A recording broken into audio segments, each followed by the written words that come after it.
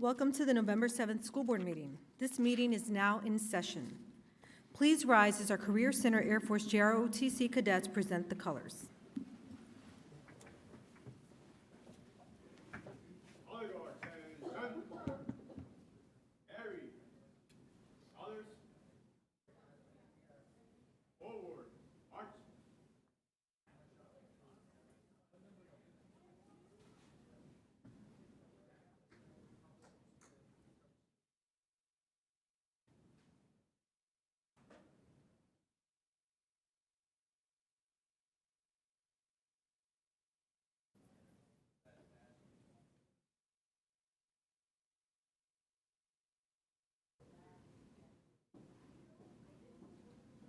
Color guard. Hold.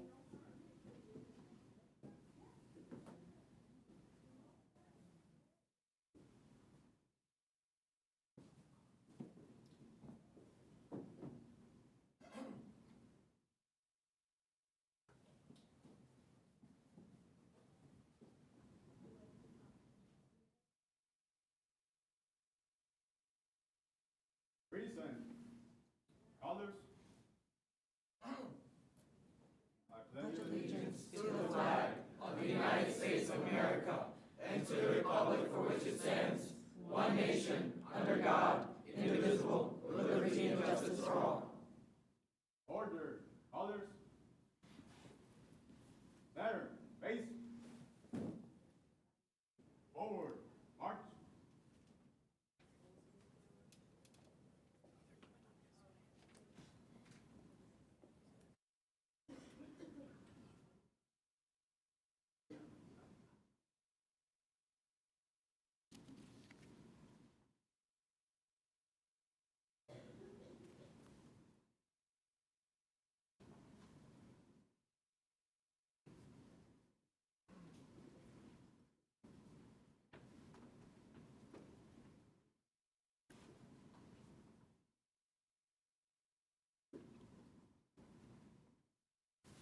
Thank you. You may now be seated.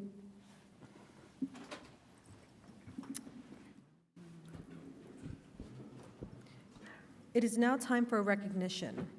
As you may know, in our school board action plan this year, we have included a focus on student success and well-being, with an emphasis on improving mental health measures and access to mental health resources. This week is School Psychology Awareness Week. And Ms. Wendy Correa, our school psychology and social work supervisor, is here tonight to share information with us about how our school psychologists contribute to our students' well-being every day. Ms. Correa. Thank you. Thank you, Chair Talento and members of the school board, Superintendent Johnson and the executive leadership team, as well as members of our community and my fellow school psychologists who joined me this evening. Thank you so much for giving us the opportunity to recognize our school psychologists as we prepare for School Psychology Week next week. I want to begin with an expression of gratitude to the board and to the executive leadership team and our principals and community for continuing to support mental health services in APS. Like all school divisions in the United States, we've had growing concerns about the emotional well-being for our children and youth. But fortunately, we have a community that cares and commits to the work of creating safe and supportive schools. APS school psychologists, along with social workers, counselors, substance abuse prevention counselors, attendance specialists, and others, are committed to creating a network of support working with students, staff, families, and colleagues in the Department of Human Services. Tonight, I have a brief video to share with you, followed by some information about psychological services in APS and a bit about the psychologist positions that you've been so gracious in supporting.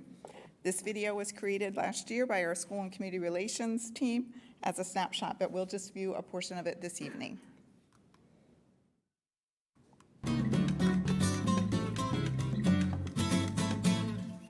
So as a school psychologist, we work out of the Office of Student Services, but we work with not just students, but also parents and teachers.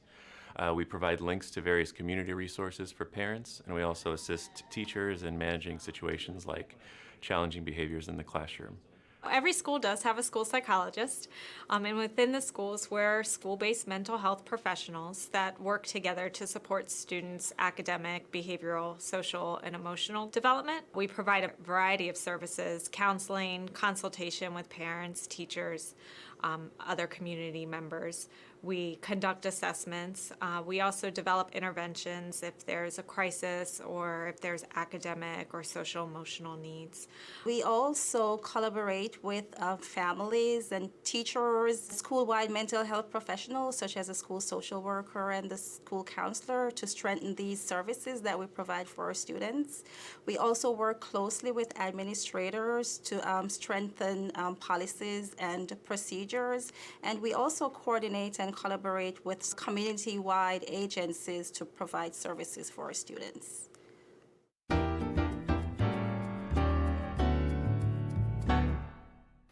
The lower ratio has been a positive impact in so many ways. I feel like I'm personally better to impact the entire school community as opposed to just our students with IEPs. And I feel like it's made me a more effective and more connected with our families that we're working with. Well, we have been able to work more closely with our students and our families because traditionally we were seen as just a testing machine. We would just go in, test our students, and that would be it. But now with more psychologists, then we are able to work to provide the interventions for our students and monitor our students' response to those interventions.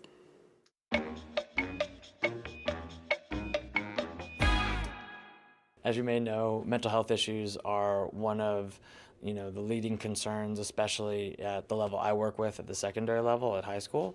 So one of my jobs is to work with a lot of our staff and the students around those mental health issues and help with things like counseling and if there are interventions that need to be put in place, if our ability to keep students safe, and that being at a high school full-time, for instance, which APS allows me to do, allows me to really work with a lot of those students and help address some of those mental health concerns in a timely fashion.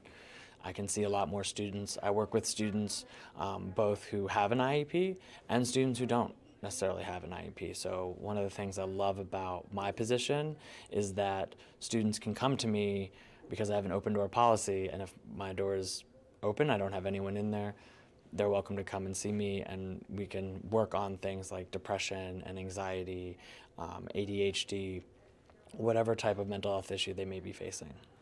Just last week at my school, we did the Signs of Suicide initiative with our 8th graders, and we do coordinate with outside agencies to bring suicide prevention and awareness to our students and also to our families.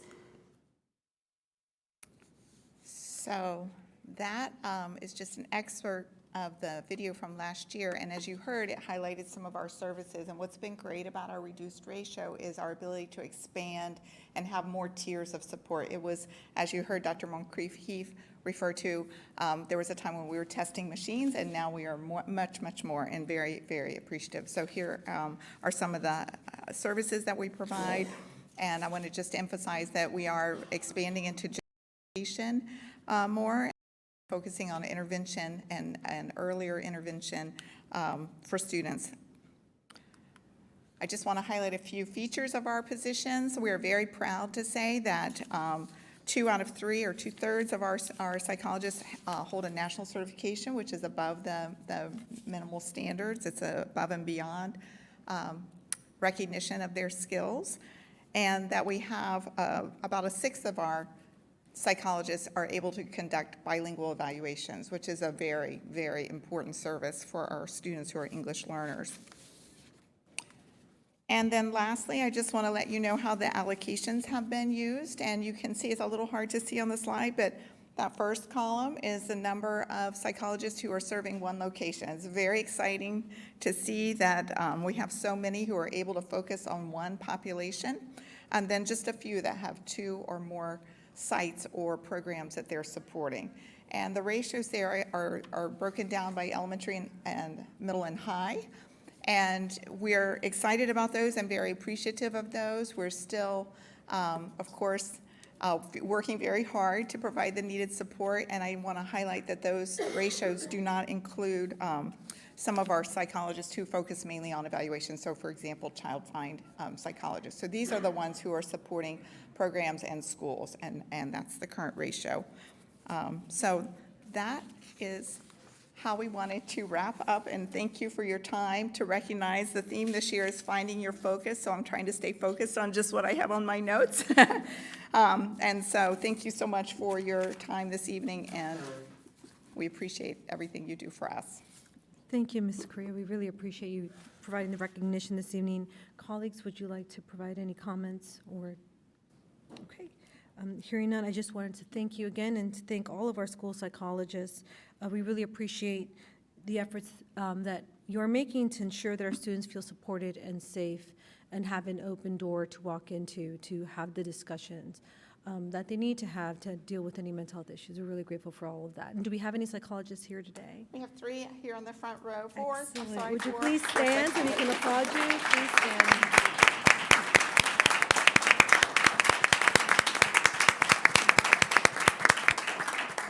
Thank you so much for all the work that you're doing with our students every day, for your passion and commitment, and for really being on the front lines to make sure that they are getting through the day ready to learn and ready to listen. So thank you for that. Really, we were very grateful.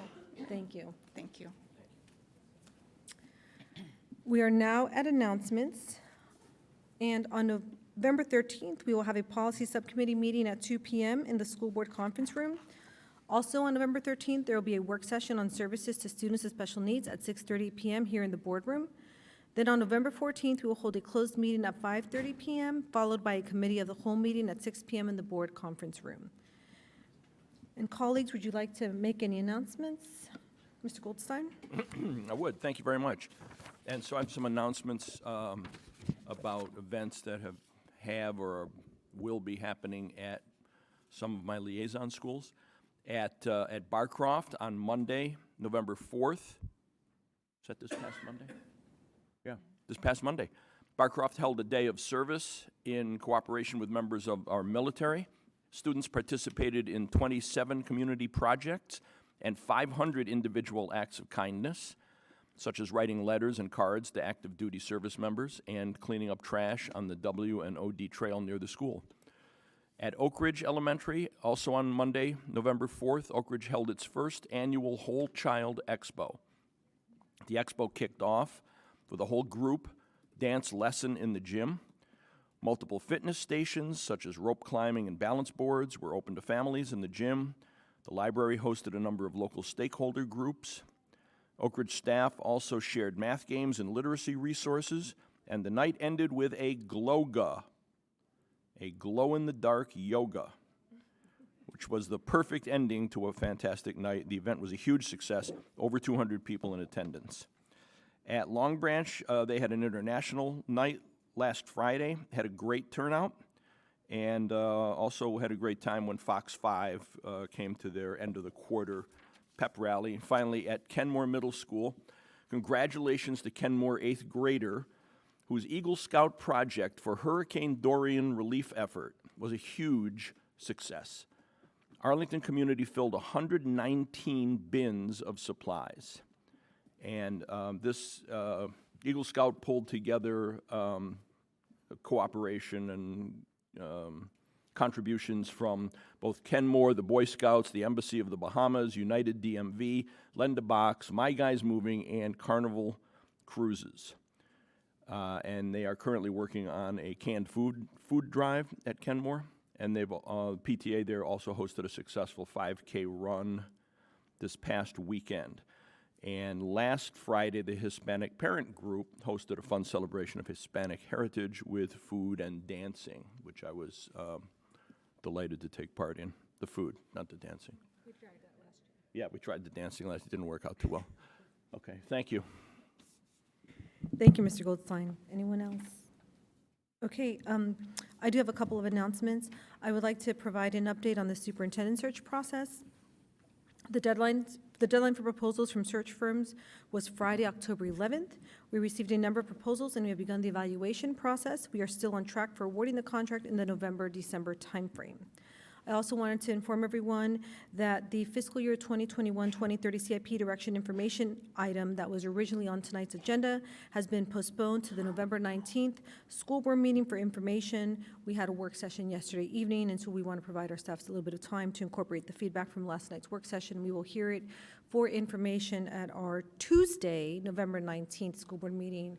It is on Tuesday, November 19th, because we have our Virginia School Board Association annual conference that the majority of us will be attending in Richmond. No, Williamsburg. Williamsburg. Their offices are in Richmond, it's in Williamsburg. So those are the announcements that I have this evening.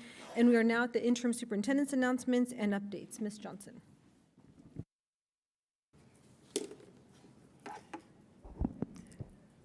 Good evening, school board members. We're now in the month of November, and there really are many, many things to be thankful for. My hope is that you'll hear many of those thanks embedded in the messages this evening. But I would like to start by acknowledging that we will be honoring our veterans on Monday, November the 11th. We will not have school on that day, but we want to be sure that we have children that come together and really think about the ways to honor our military men and women. And this is something that we want to be able to have students and staff and the overall community experience to honor our veterans.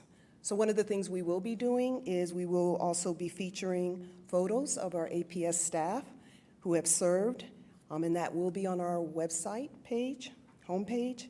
And I want to say thank you to all of our military families, and thank you for their service. As many of you know, we have had an official window for the annual online verification process. We had a date set aside to continue to message until October the 31st, and we are really proud and happy to share that we exceeded the goal that the division had. Our goal was 70%, and we went over that by 20,000 annual online verification process completion.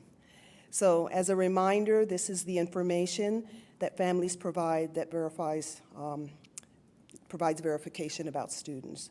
So I do want to thank the central office staff that helped to develop and implement this new process. I also want to thank the school staff for all of their time that they had to spend helping the families to complete this new process and for working with us during this period of transition. It really does take a village to make this happen, but we now do have updated information on our families and our students, which is very important and helps to improve communication with all of our families.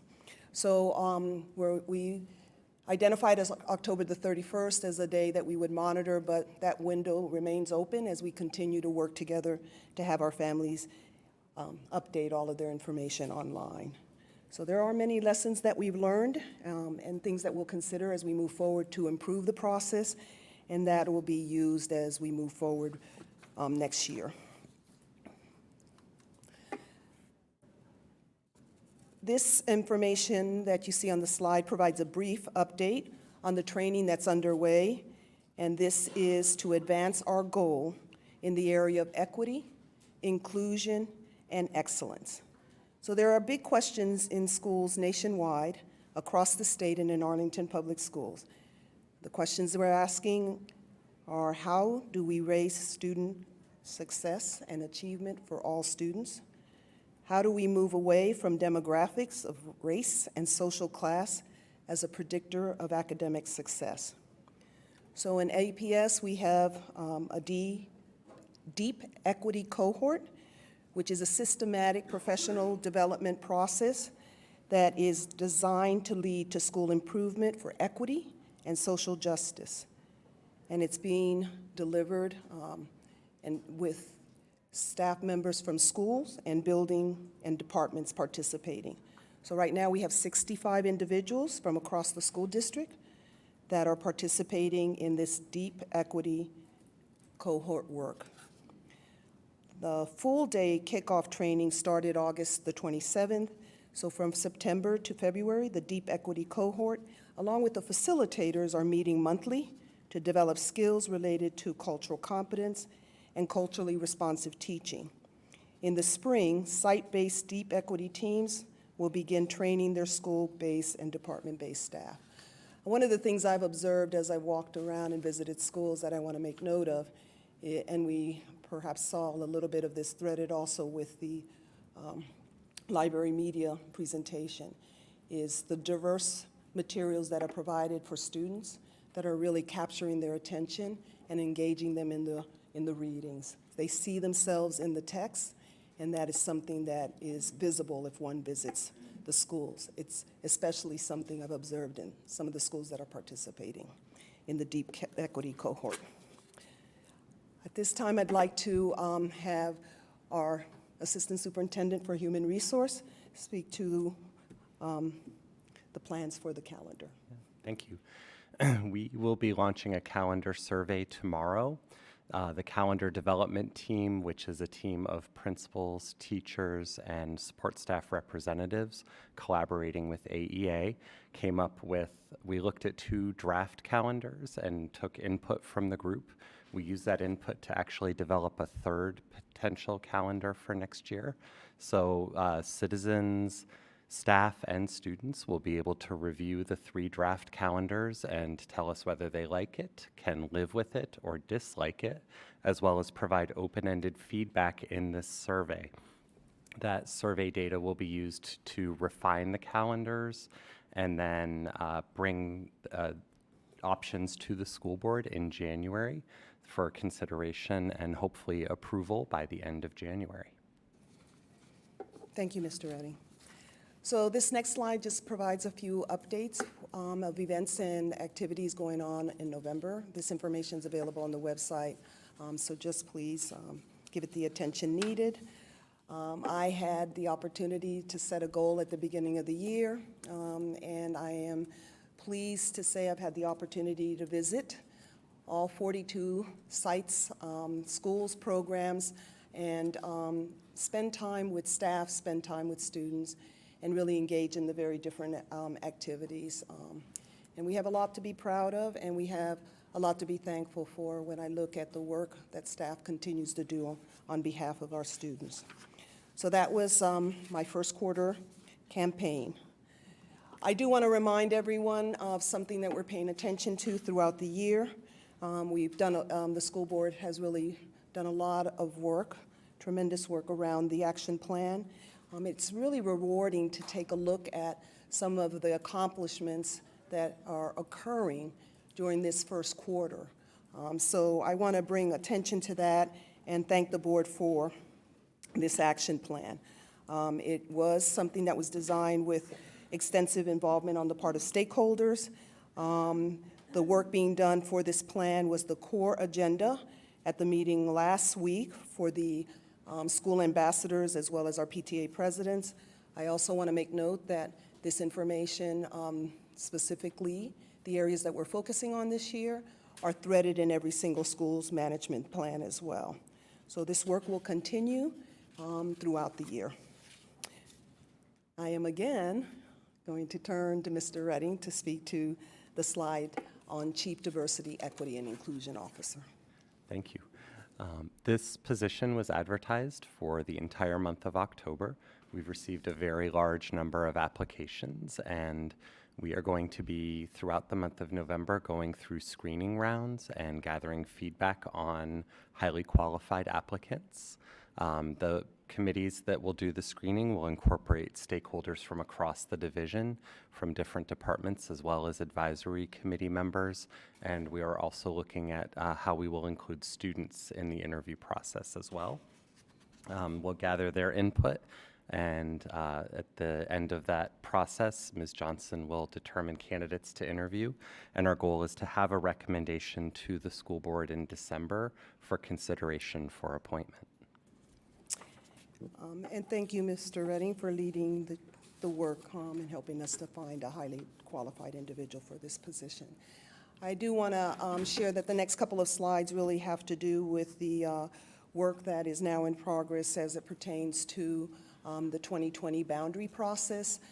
There are key bullets on this slide and the next couple of slides, and this information is all available on our website. But most of you are aware of the fact that we expect more than 30,000 students for 2021, so we've begun the planning process for the anticipated boundary changes. So staff's begun planning to address the challenges before new boundaries are developed for elementary schools next year. Since APS has more neighborhood seats than students in one part of the county and more students than seats in the other areas, nearly all of our schools will be affected when an attendance zone is created for the new school at Reed and an adjusted neighborhood attendance zone for Arlington Science Focus School. So the goal that the staff has is to seek use of the facilities to the maximum capacity and at the same time keep as many students together within a particular community. So this information speaks to two proposals that staff are presenting countywide as possible approaches. These involve both neighborhood and option schools. The current proposals include Arlington Traditional, Campbell, Carlin Spring, Escuela Key, and McKinley. The proposals may change as staff gathers additional information and reviews the community input. And the proposals aim to keep together, as I mentioned earlier, as many students in each school community as possible, and keep as many students as possible walking to neighborhood schools without impacting instruction or adding operating costs. So staff plans to present a final proposal to the school board on January the 9th, 2020, after which there will be public hearing on January 30th, and then school board action on February the 6th. We do have a community engagement process, and we are seeking input and feedback on other ways in which to engage the community. Information has been shared with APS school ambassadors and PTA presidents, and as you can see here, we have a timeline, and maps and details are all available on the APS Engage site. We do want to encourage the community members to share their input online. There's a questionnaire that'll be open through November the 24th. So the APS Engage page is the hub for the information resources on elementary school planning. Over the next couple of months, the community will also hear about this work and learn how they can engage through all of the APS communication channels, and this includes school talk, social media, text messaging, and more.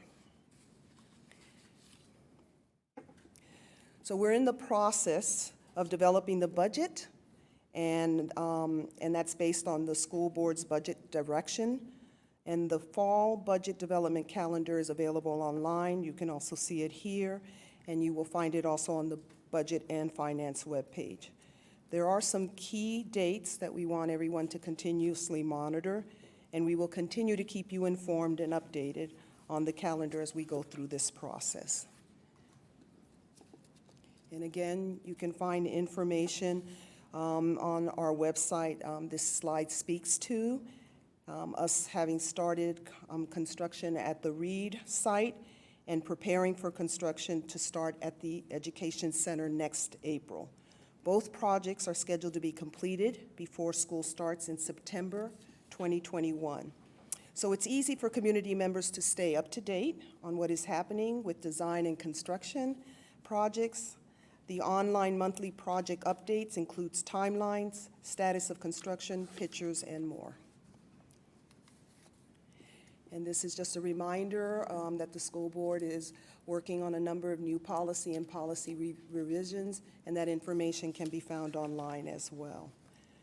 So community members, we continue to encourage that everyone visit the APS Engage site just to learn more about all of the school initiatives and to find out about community engagement. Thank you, school board. Thank you, Ms. Johnson. And before I open up the floor to questions from my colleagues, I was reminded that we have some visitors this evening, I believe from George Washington University, joining us tonight. So we just wanted to welcome you. Thank you for coming to watch our board meeting this evening. I hope that you learn a lot about the work that we are doing, and thank you for taking time to visit us. And it is George Washington, correct? Okay, great. Okay, thank you. So welcome.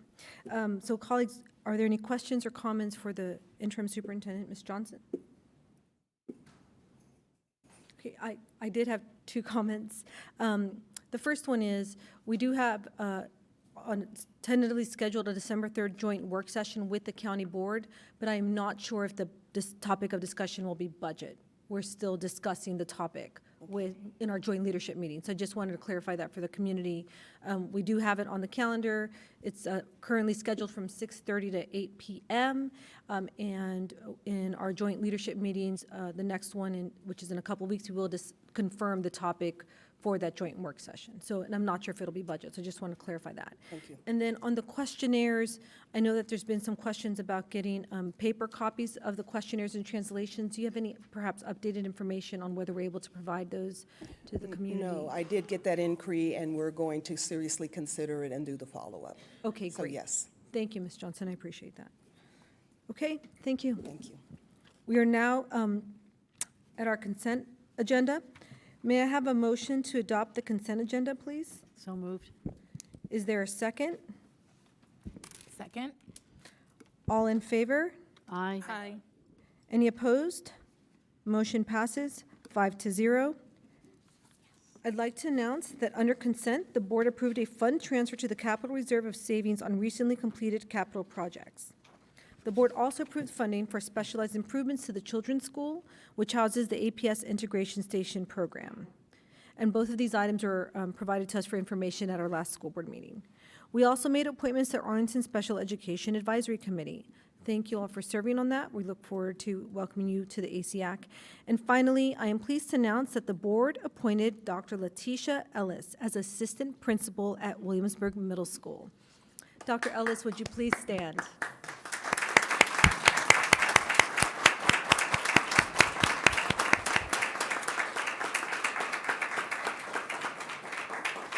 So please remain standing. I'm going to share a little bit about you. Dr. Ellis comes to APS with over 20 years of experience in education. She has been a classroom teacher for 15 years and has also worked as a vice principal, a principal, coach, consultant, and administrator. During her career, Dr. Ellis has lived and worked as an educator in Morocco, Beijing, and the Dominican Republic. A passionate leader and educator committed to ensuring the academic, social, and emotional success of all students, Dr. Ellis is known as a generous and energetic leader and role model. She has proven to be a great communicator with her colleagues and is highly respected by the youth in her community. We believe she has the skills and knowledge to serve as assistant principal at Williamsburg Middle School. Welcome, Dr. Ellis, and congratulations again. Do you have any friends or families here celebrating with you?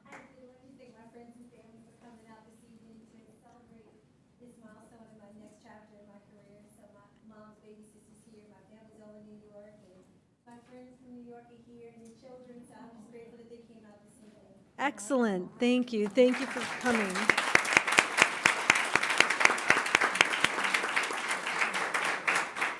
Oh, and I see Principal Boykin is here as well. Thank you, Principal Boykin, for being here and supporting your new assistant principal. Very exciting. Thank you, Ms. Van Doren. We will now hear citizen comment on non-agenda items.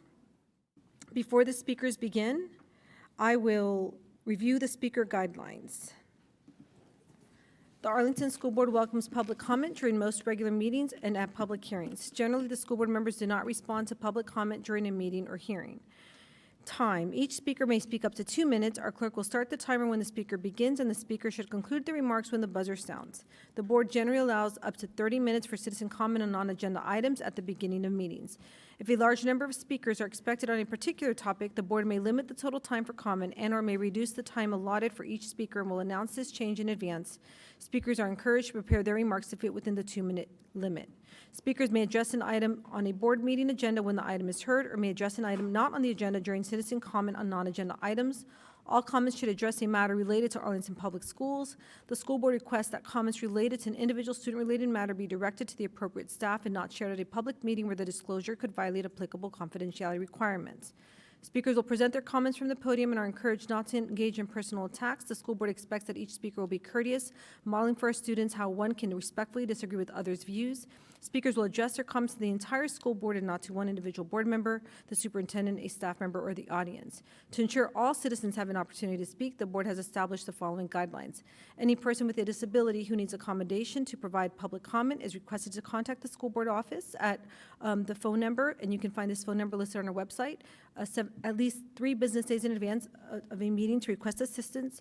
Any person who would like the board to provide an interpreter to assist them in providing public comment is requested to contact the school board office at least 5 business days in advance of a meeting to request assistance, and the board will make every effort to provide interpretation. If a speaker provides their own interpreter, the speaker will address the board in a language other than English. The speaker will have 2 minutes to speak, and the interpreter will have up to 2 additional minutes to translate the comments for the board. And I think the rest of this is how you sign up to speak electronically and written comments. I'll share the written comments piece. We do encourage you to provide written comments in addition to your spoken comments. And then if you would like to present your written comments to the school board, you can provide multiple copies, or you can provide just 1 copy to the school board clerk, and it'll be shared with all board members. And any written comments provided in a language other than English will be translated by APS staff and provided to the board members. So thank you, Ms. Elliott. We are ready for speakers. Thank you very much. We do have 15 speakers, and we have 3 student speakers who we allow to come first, so they don't have to sit through a long meeting while they wait. So the first 3 students are Jariel Santos Nieves, Luis Alexis Lizordi Valdez, and Jennifer Loza. You can line up over by the door there. There's a little sign, a yellow sign on the wall. If you can come up and line up and then come up one at a time to the podium, that will be great, and we'll move through fast or quickly.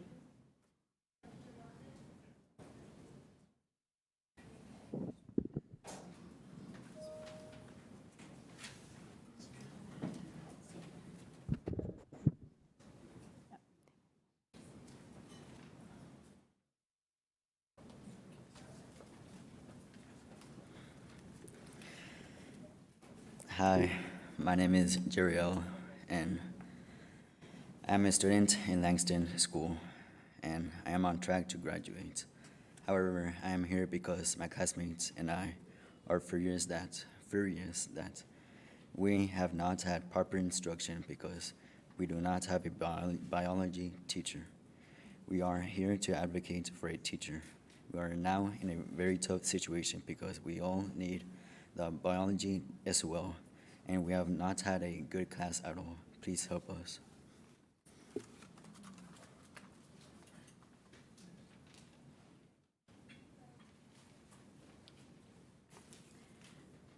Good evening, everyone. My name is Jennifer, and I came to the United States 4 years ago, and I'm currently attending Langston High School, as my previous school was holding me back by taking many elective and Hill classes. Now at Langston, I'm on track to graduate. However, I think that I may not be able to because I need to pass the biology as well. And unfortunately, we are not being prepared for this test, although I have good attendance and attend the class. The lessons are all over the place, and we are all frustrated because we are not learning. We are all eager to learn, and we want to succeed. However, the content and ability to hear a qualified teacher has been affecting us in many ways. Langston is a school just like any other, and we want to board to understand that we too need teachers, and those should be hired by September to avoid this situation. This is the 3rd year that this happened to Langston, as my friends who were taking the class had the same problem last year. We took the SOL in January, so we ask you to please find a highly qualified teacher that knows how to adapt materials and teach us. Thank you and good evening.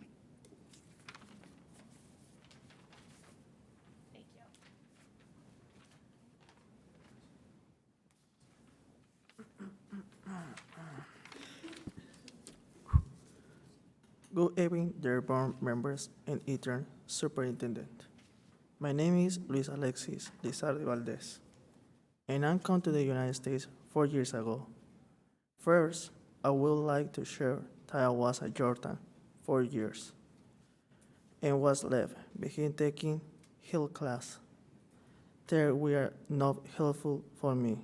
Now I'm learning about Langston, and I'm finally going to graduate this year. These are good news. Inafortunadamente, I'm here to share a great concern that my parents and I have. Our journey at Langston has been positive, except that we don't have a science teacher. We have been in biology class since September with substitute teachers that are lost and do not have the new link to teach us. We be born to please do everything possible for you to have a teacher us. Soon as possible, we came to succeed and learn. Most importantly, we want to pass the SOL. And right now, we know that we will not pass it because we not had the right instructions. This is sad, as it has happened in the past at Langston. This is not the first time that has happened, and it is unfair. Please, find you a teacher and don't let this happen again. Thank you, and good night. Thank you all for speaking this evening. We really appreciate hearing your comments. All right, so we will call up the next speakers again in groups of 3, if you can come up, and we have. Miss, Oh, I'm sorry. it's okay. Ms. Johnson would like to respond to the students, so I think this will be, we'll just interrupt the speaking alignment for one moment.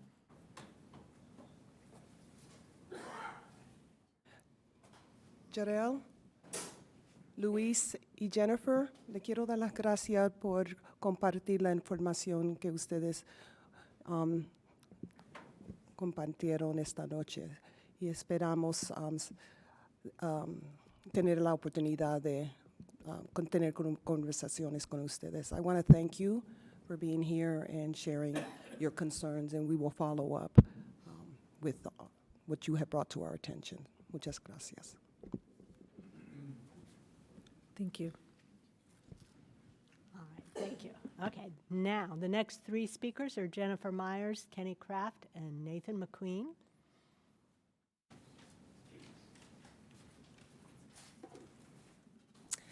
My name is Jennifer Myers, and I'm a McKinley parent.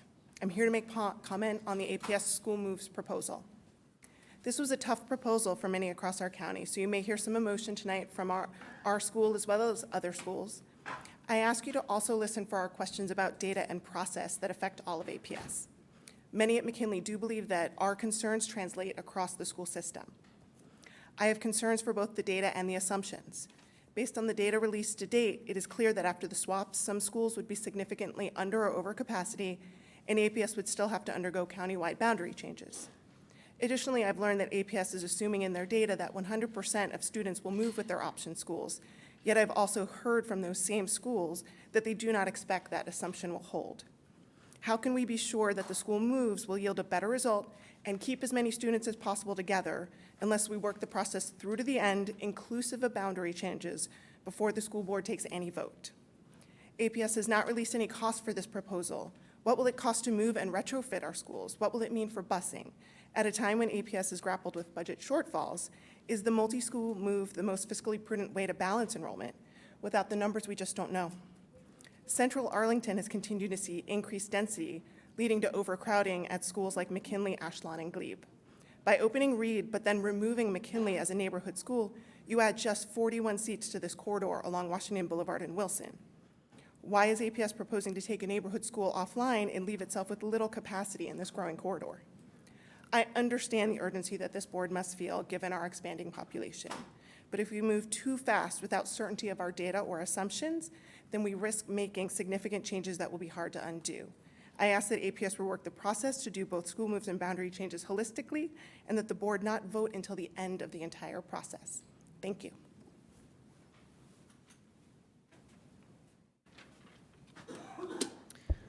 Hi, my name is Kenny Kraft, and I have 2 kids at ATS and 1 on the way. When I last addressed the board in September, I shared my personal concerns about the IPP process that left the traditional model off the list of recommendations. Since then, ATS received its third blue ribbon, and APS has proposed moving our countywide school community to, from the central location to a western location.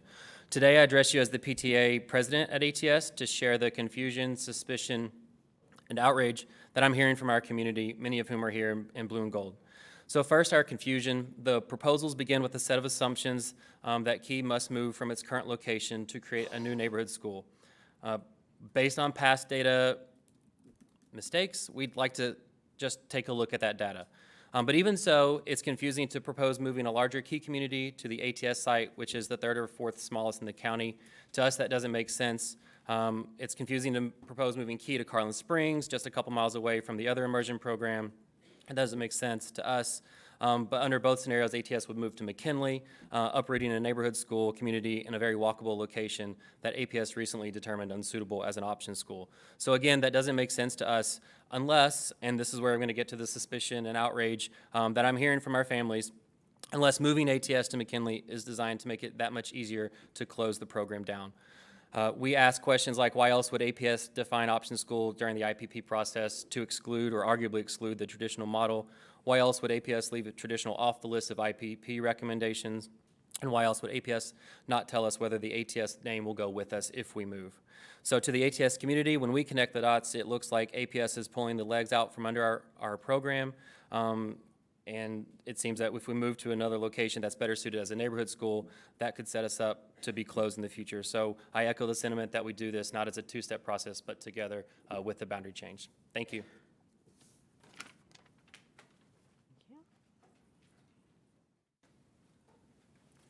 Good evening.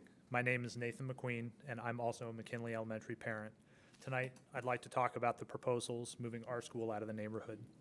Looking at the countywide growth projections, it's obvious the school system needs to grow, and it's also clear boundary changes alone won't solve the problem. However, looking at the two proposals, it is not clear what process was used, which factors were prioritized, and what underlying data support the recommendations. Further, it is unclear why APS is separating the school move decision from the obviously needed accompanying boundary change analysis. Our McKinley community organizations have delved into the proposals and supporting data released thus far. And we have questions about that data because in our analysis, they don't necessarily point to McKinley as the optimal building for an option school. There are also questions about the process used. Were all schools across the county equitably considered for conversion to option schools? What factors, capital efficiency, walkability, instructional focus, were prioritized to arrive at the conclusions? And given its capacity constraints, did APS consider simply converting existing option schools in key geographic locations to neighborhood schools? APS has also acknowledged that the school move decision will necessitate a follow-on analysis of school boundaries. Given that boundary changes have a large effect on capacity efficiency and walkability for each school, why are these analyses not being conducted at the same time? With all this uncertainty around the process for such a major decision, I implore the school board not to vote on this issue until APS conducts a comprehensive, data-driven, and transparent analysis. We're all after the same thing, fairly, effectively, and cost-efficiently serving the needs of all students in the county. I ask that you give your staff the time to conduct a more thorough analysis to achieve that goal. Thank you. Thank you. And the next three speakers are Mara McKinley-Tall, Terry Schwartzbeck, and Marcio Silveira.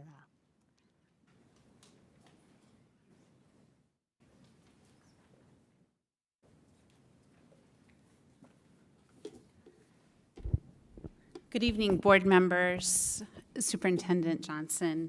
My name is Maura McKinley-Tull. I have two students at Gunston and one at ATS. I've been at ATS for 9+ years now, and ATS has worked extremely hard to close the achievement gap and to be demographically reflective of the community, and we have achieved that. And during that, we've also picked up a third blue ribbon. We are one of 14 schools in Virginia that have had that award 3 times. I personally do not support the move for ATS to go up to McKinley because of the IPP process. And that is primarily because it was a draft process. To my knowledge, it has not been approved, and there were a lot of open-ended questions, as Kenny had mentioned before, from both the community as well as the school board, and decisions are being made right now as far as moving 31% of the student body based on that process. So I ask you, like the others who have spoken, take a step back. Take a look at the data-driven. We are communities that are here, willing, and able to work with you, and we would like to have some support for the ATS program, just like the immersion program was recognized in the video for the IPP process. As a community member, I am very suspicious because the ATS has been removed completely from all communications as far as the direction for option schools in the future.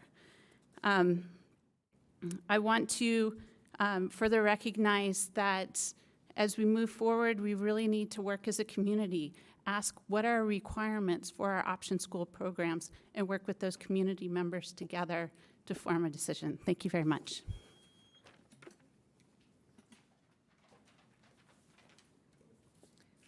Good evening. My name is Terry Schwartzbeck, and I'm a McKinley and Yorktown parent, and I'm here to also comment on the School Moves plan. I would like to echo some of the comments already been made. I want to talk a little bit more broadly and express my concern that APS has not done enough to look at non-capital improvement options for increasing capacity. 5 years ago, there was a master planning process that developed recommendations and suggestions for restructuring, for example, the school year, and yet nothing has been done along those lines. If APS moved to a year-round, multi-track schooling calendar, in just its elementary schools, an additional 2,000 seats would be created with no new construction and no additional investment. Debt service, as you probably know, is an increasing cost in the APS budget. Last time I checked, it was $58 million. At a time when everyone here is concerned about increasing operating costs, the board has a fiscal responsibility to make the most of its existing buildings and resources. This School Moves proposal is not a responsible move for Arlington, logically, fiscally, or logistically. McKinley was just renovated, as you know, with a design that was based on its nature as a neighborhood school, and Arlington County just completed construction on a Safe Routes to School project on McKinley Road, where I live, which was designed specifically for people walking and biking to school. This proposal also leaves out, as others have said, the instructional program pathways process and a recent 2018 presentation that looked at the suitability of APS sites as choice schools. While we appreciate all the hard work staff has put into this proposal is based on some questionable assumptions, as my colleagues from McKinley and others have mentioned. We don't yet know the costs, we don't know how accurate these projections are, and we don't yet know how many children will come to us from the new high-density residential construction that's coming. Like my colleagues, I urge the school board to step back from this process and review the data we have using previous studies that have been done, previous community engagement efforts, and a holistic process to show respect to the stewardship that we have already invested in these schools. Thank you.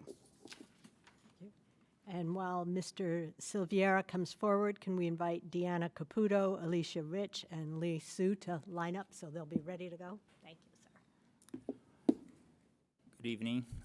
First, I'd like to congratulate Mr. Goldstein for his re-election to the board. I voted for you. My name is Marcio Silveira. I'm an immigrant for Latin America, and my son goes to Arlington Traditional School. The reason we chose to apply and attend Arlington Traditional is because of its fantastic record in closing the opportunity gap that plagued so many underrepresented minorities in this country in general and in this county in particular. We live on the Columbia Park area of South Arlington.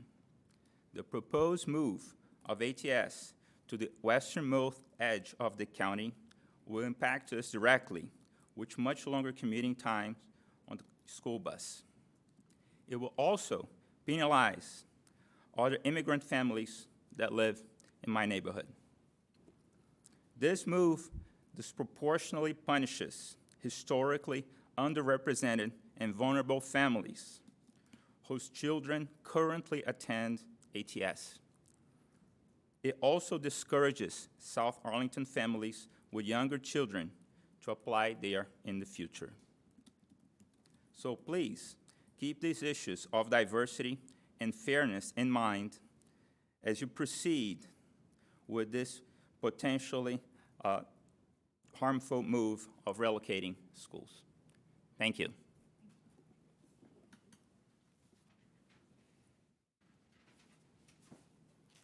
Darn printer. I'll be reading off my phone. Hello, I'm Deanna Caputo. I am an ATS parent of a third grader and a soon-to-be 2020 kindergartner. I'm here tonight to express my growing concern over continued implicit efforts to phase out Arlington Traditional School. Last year, you accepted an IPP that does not have a traditional program explicitly listed under those option schools. In addition, you changed the definition of option schools to include ambiguous terms that make it easy to dismiss what is unique about the traditional program. So I don't think it's just suspicion. I think there's data to indicate that there's a growing rise to move the program. The current proposal to move ATS to McKinley only furthers my concerns and others, since McKinley has already been found unsuitable as an option school location because of its walkability and inability to accommodate the significant flow of buses from option schools that are countywide. Finally, the lack of commitment to calling the school ATS after the proposed move certainly implies a change that is being planned for. I am seeking the board to articulate why you have lost interest in the traditional school option. It can't be because it's not successful. ATS is the only K-5 elementary school in all of Virginia, the state of Virginia, to win 3 blue ribbons, and only 14 schools in all of Virginia have ever won 3 blue ribbons in the other levels. It can't be because the Arlington traditional model doesn't support APS goals of increased diversity or closing the opportunity gap. The Black parents of Arlington use publicly available data to illustrate the gap between Black and white students at each school in Arlington. ATS and Randolph were the only 2 elementary schools that consistently had a 10% point or smaller gap between achievement and Black and white students. So they're doing something right. It also can't be because residents don't want it anymore and are seeking something else, since the application and waitlist data as well as community data still show that ATS is one of the schools with the highest demand. I'm asking the school board and staff to pause this process and have a much more data-driven and transparent discussion about why you are so keen to remove such a successful program instead of replicating it. Thank you.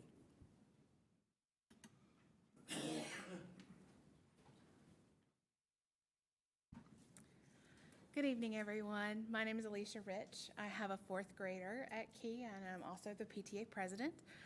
I've never spoken at a school board meeting before, but this is the 3rd school year in a row that someone from our community has stood at this podium to address a proposed move for Key School. That said, what I'd like to talk about tonight is options.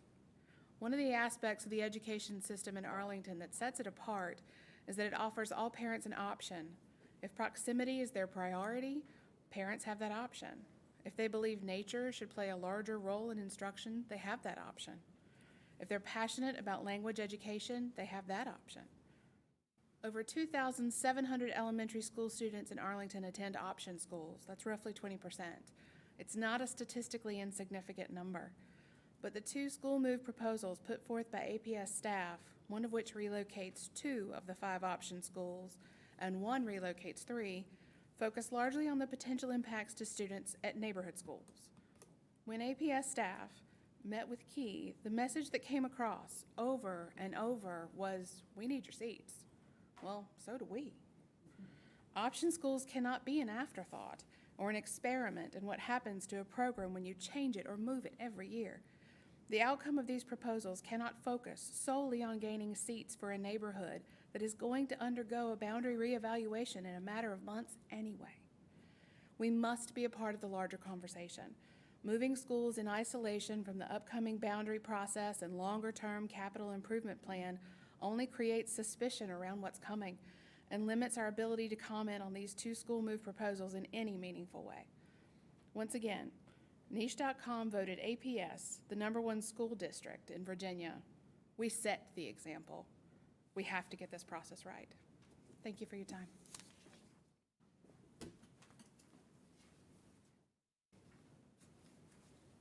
Good evening. My name is Lee Sue. Sorry, I might be a little disjointed. I have a small screen here. My son went to ATS 5 years ago. It saved his life. He's gone through 5 schools here in Arlington to find a good fit. At ATS, they threw everything they had at him, regardless of his IEP. They made him learn his curriculum, 50% of which he did not get in an immersion school because they couldn't provide services in Spanish. He was brought up to grade level nearly in 1 year. The staff and the teachers there are in my heart always, and they need to be respected, and so does the program. And having worked for DC Public Schools, I see a lot of things in this proposal that is in question to me. This program is perfect. Why would you break up a perfect system? You need to use it as your roadmap and your template for the future. You're talking about moving schools around, like Key into a Hispanic area, but the point is for diversity. Key to, Discovery in North Arlington, where those children will have access to strong and viable PTAs who will give them the support that they need. We already have 2 immersion schools in South Arlington and Gunston and Wakefield as the feeders, and Claremont as well, so we don't need another one there in South Arlington. We need to build on ATS. Thank you for your comments. And we need to think We about not working appreciate in your a silo comments. and working with Miss, your 2 minutes is up, and we want to be fair to everyone who's coming to speak, and there's a lot of people very passionate about this, and we provide 2 minutes. We have open office hours, there'll be community meetings, we have questionnaires, you're welcome to submit your comments in writing. We want to give everyone a fair chance to speak in the 2 minutes that we have. So thank you for your comments, and we look forward to receiving those via email. County on construction. Thank you for your comments. We very much appreciate your time being here, and everyone else who has come up to the podium. All right, next we have Jessica Snyder.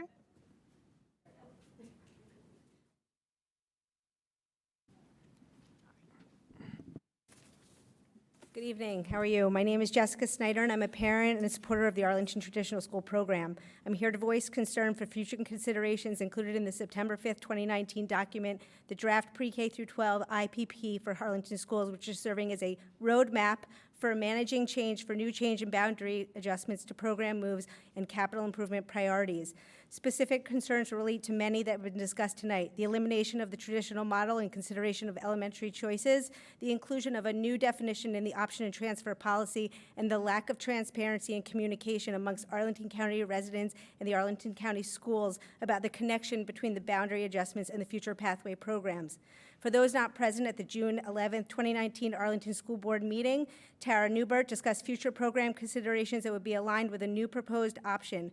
The future consideration of models were based on 4 criteria: alignment of a new definition, the results of a survey, or 2 surveys, the interest is measured by applications, and the evidence-based proven instructional models. The current draft of the APS IPP eliminates traditional as a future option despite the alignment with the criteria that was applied. I could walk through all 4, but my 2 minutes will go will go up. Moving forward, while I do appreciate the work that has gone into the analysis up to this point, I do request the consideration of the following as you continue your engagement. Please revisit the policy definition and do so collaboratively and transparently with the community, understanding the implications of your recommendations both in the short and long term. Revisit your survey questions and results, framing current and future questions less deceptively. For example, the current questionnaire asks people for input based on the assumption that 100 seats will be moving. That is deceptive, knowing that the IPP does not support those 100 seats. Improve your communication and outreach with community members about the coupling of boundary changes and future planning. In closing, I also ask Thank you for your comments. We appreciate you coming tonight. I will be at your office hours. Congratulations on your reelection.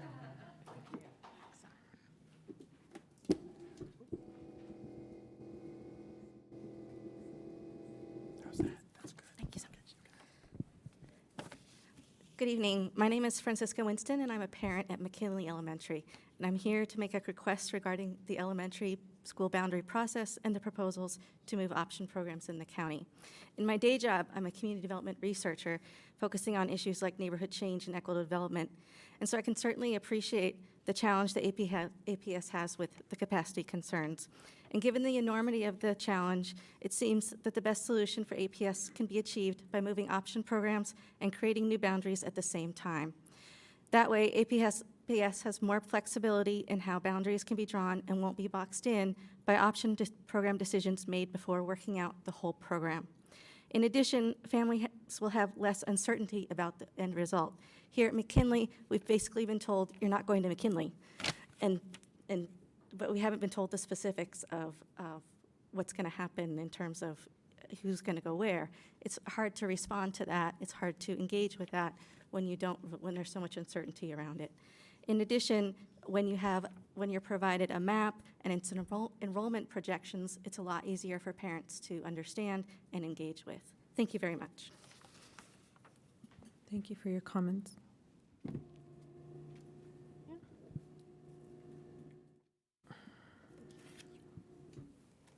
Hello, my name is Priscilla Sandoli. I'm a parent at Arlington Traditional. I'm a voter, and I have 3 sons currently at ATS. I was born in El Salvador. I really much appreciate the diversity at ATS. I am coming here before you because I am concerned about the possibility of ATS being removed as a choice program. This is. Sorry, I'm really nervous getting in front of everyone, but I wanted to show you pictures of look at the classroom, look at the diversity. This is all 3 of my sons going to ATS, and I want you to understand these aren't just numbers, these are people, these are children. We're very close to closing the achievement gap at ATS.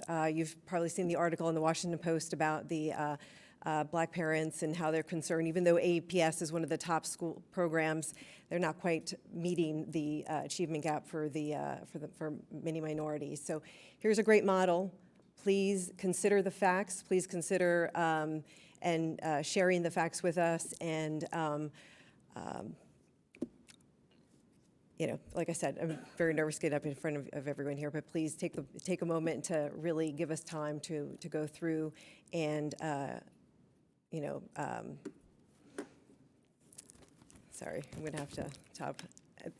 My point is, I really want everybody to consider all the facts and not rush to doing something that isn't going to be a true solution for everyone. So, sorry, excuse me.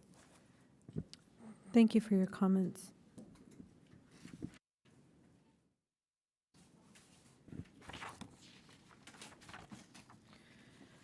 Thank you all for coming this evening to make comments about your concerns regarding our proposal and the instruction that you're receiving. We appreciate you being here and recognize that you're taking time out of your day to come to the school board and speak with us.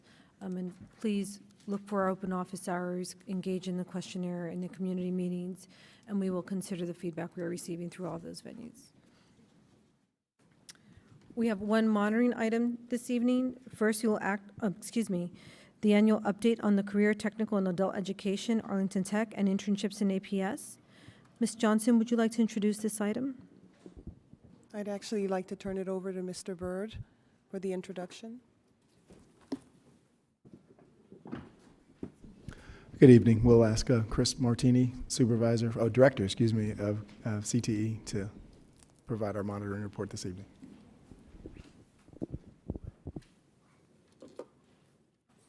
Good evening. I'd like to thank Board Chair Ms. Talento, the school board, Ms. Johnson, ELT, for giving me this opportunity to present the CTE monitoring report to you this evening.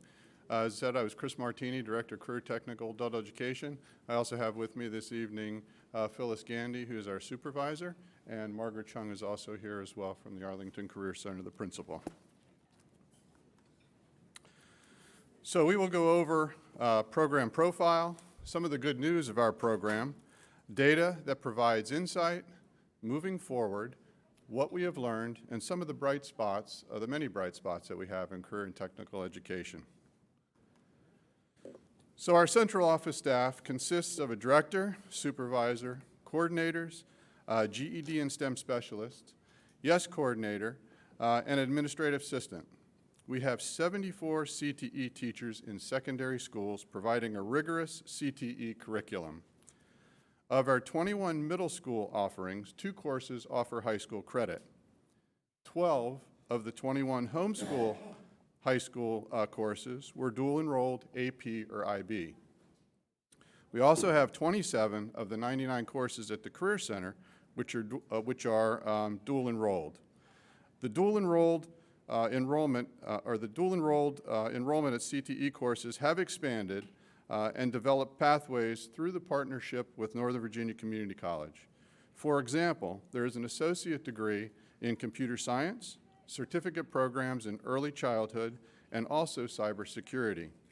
These are transferable credits to four-year universities. In our Arlington Community Learning Catalog, we offer 400 different classes during the fiscal year, and our REAP program has 2,755 enrollments over that fiscal year as well. So as you can see, we have a broad reach into the community. The points you see on the screen are a few of the highlights from our data from this past year and one from this school year. Our total enrollment in secondary CTE classes have increased. These numbers are duplicated counts, so a student could be counted twice if they take more than one CTE class. We have 145 enrollments that have increased in our middle schools and 285 enrollments in the high school.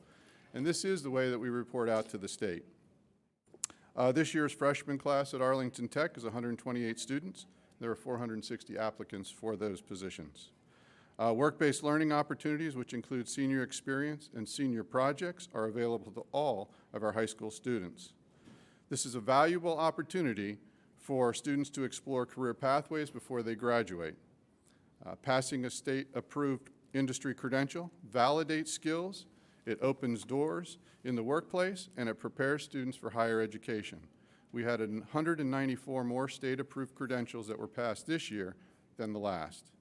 These credentials are usually earned by people who are already in the industry and have been in that industry for a few years. So this is a great accomplishment, and it also shows the rigor of the exam and what our students are learning within the classrooms.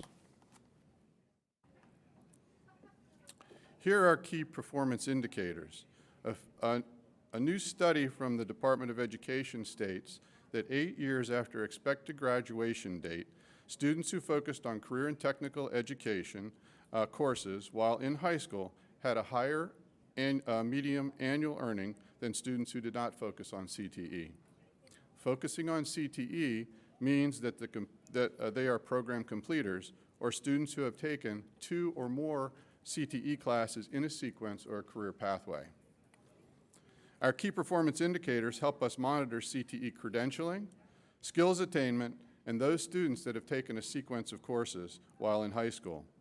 The completers are all associated with the home schools, and there are a few that are from the Career Center, and we will have more from there as the students grow and pass through with the Arlington Tech. Many students complete sequences at their home school, and in addition to going to the Career Center, and we also have credentials earned and students earning multiple credentials, which also is increasing, as you can see. So this slide shows our enrollment in middle school and high school, and again, it is duplicated. I'd like you to kind of remember that 4,436 that we have this year for the high schools, or this past year for the high schools. In this next chart, you can see the breakdown of enrollments at the Career Center, and this is for each of the programs that are over at the Career Center. Enrollments continue to increase in each of our program areas. And if you also notice with that 4,400, we had 1,400 over at the Career Center. So there's about 3,000 that are at the home schools. So 3,000 enrollment at the high school home schools. This chart shows the breakdown of state-approved credentialing tests by ethnicity. We gave more than 100 tests this year. 250 of those, we gave more than 1,000 tests this year. And then 250 of those 1,000 tests were to middle schoolers, and that was in the Python programming language. Our overall pass rate did decline a bit this year, which we're looking at, And we do have the data now to be able to identify and see where we need to make improvements, and that's what we will be working on as we move through the year. This slide highlights performance objective number 4. The chart provides an overview of the various work-based learning opportunities each students can participate in while they're in high school. Arlington Tech's opportunities last year were job shadowing with the Chamber. With the expansion of the capstone experience at Arlington Tech, students are connecting their CTE pathways with a senior work-based learning opportunity and an experience at a local business, industry, or post-secondary institution. All of these placements correlate to the profile of a Virginia graduate by providing work-based learning opportunities while in high school. Career and technical education provides a learning environment that is physically and emotionally safe for students and adults. Our labs are annually reviewed by the Arlington County Safety Inspector at the beginning of every year. Classes have internet safety incorporated within each of the competencies, which gives students a better understanding of the safety that they need while they are on the internet. We also have students in our construction courses that take and pass OSHA 10 safety training. And then we have our automotive students that pass industry safety training and technical for automotive technicians, which is the SP2. These are all standards of industry. All CTE courses cover the all aspects of industry, so students know the industry safety standards for each of their career pathways that they're going to go into. This is not only important for the student as they're in class, in their work-based learning opportunities, but also after they graduate and when they get into the workplace. In addition to a day of learning, FOM, and early release days, teachers participate in the NOVA, Northern Virginia Community College Systemic Solutions regional training to strengthen their robotics, cybersecurity, and programming. Our business teachers have also participated in the Code Virginia to enhance their coding skills and teaching techniques. Teachers also participate in state and national conferences, and this is where they can enhance their technical and teaching skills and also meet with teachers that are teaching in their same content area. We continue to train new teachers in the SIOP model and project-based learning. And then during our countywide in-services, we include team-building activities, which encourage problem-solving and innovative thinking. This slide shows a few of our partnerships that we have developed over the years. Some partnerships provide various work-based learning opportunities, summer camps, and others provide weekend activities for students to experience newer technologies in university and college labs. Business partnerships vary by business, but all help our students gain insight into the world of work, career exploration, and college opportunities. The following findings are from our 2017 office evaluation. We have worked with the above offices to create awareness of our CTE courses. The programs we collaborated on were Dream, Explore, Create Your Own Path, Equity and Excellence Parental Group meetings, and meetings with the Department of Counseling to review credentialing and CTE course opportunities. We collaborate with the Office of Special Education and the Office of English Learners to develop an Education for Employment program, and then we've also worked with those offices to promote student opportunities to the parents and to the students to help them discover the different benefits of taking a career and technical education class. Enrollment in CTE courses increase student awareness of careers, and they also exploration with the academic connections that the students make.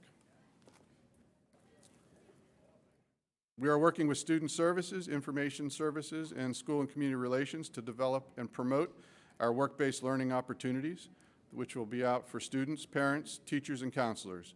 We continue to explore ways to spread the word about career and technical education opportunities to our schools and to the Career Center. Our latest venture is going to be we're going to be doing a podcast. We have our first one out on STEM, and we're kind of doing the rigor and the benefits of career and technical education. Our next one we're looking at is doing a work-based learning opportunities and getting some of our students to talk about what they're doing when they're out. As part of a program of studies process, the CTAE Advisory Committee reviews employment trends in the areas of the area and recommends career pathways and course offerings. In addition, staff look at high demand and high wage careers that we have within our area. Student interest surveys are also part of that as we are looking to put new selections in for the course of studies. We receive data from the Workforce Investment and Opportunity Board, and we also work with Northern Virginia Community with their college with their labor market research office to kind of get the trends on the different job markets that are or the jobs that are available and the trends that are in our area as well. And that all that information goes into how we then put forth courses for the program of studies. So this past year, we have increased completers by about 54. And the completers are mainly from the home schools. We have 194 more credentials that were earned this past year from the previous year. We also have a higher enrollment both in middle school and high school. We had about 1,500 students that participated in work-based learning opportunities this year. And I'd like to thank the board for providing the funding for the partnership coordinator. We look forward to working with them when that person is in place so that we can go ahead and build more partnerships for our students to participate in. Oops, here we go. So I want to tell a few of the bright spots from our STEM coordinator. They're working to do a STEM network with the 24 elementary schools to connect a designated lead content for each school so that they can share information for the resources from the central office. These leads include a building STEM and science specialist, science lead teachers, librarians, ITCs, and others that are at the elementary school. Our specialist is also facilitating and coordinating the Amazon grant for the 4 APS schools that have received that grant. It's Abington, Drew, Hoffman, Boston, and Kenmore. We're also hosting their first official robotics scrimmage at the Arlington Career Center on robotics, our APS Robotics Day, which is going to be on February 8th. And they're also continuing the Virginia coding standards, computer standards, and that's with the annual Hour of Code, which is going to be at Kenmore Middle School on December 10th from 6:30 to 8. Bright spots at our high school. The career and technical student organizations continue to participate and are successful at state, regional, and national competitions. The interest and participation in our FBI STEM certificate program continues to increase. And last year we had 5 students that graduated with that cybersecurity endorsement. Our culinary arts students are also continuing to get scholarships at prestigious culinary schools. And the culinary arts students are also working on their next project, which is a food truck or a food van that you'll see around. You'll see it at a school near you, and it just has the permit from the health department, so they're getting ready to go. And I would like to say that the money for the purchase of that trailer was actually earned by the students in the Off the Pike restaurant, the proceeds they made from that over the past 3 years. And that is also another example of our work-based learning opportunity where they're actually, in that setting of a restaurant, running that restaurant after hours, after school. So that is another important work-based learning opportunity. So as you can see, we have a lot of bright spots in our career and technical classrooms. We continue to provide rigorous courses that strengthen student skills that will last them for a lifetime. And I'll be happy to answer any questions at this time. Thank you, Mr. Martini. Do we have any speakers? Okay. Colleagues, any questions or comments? Mr. Goldstein? Yep.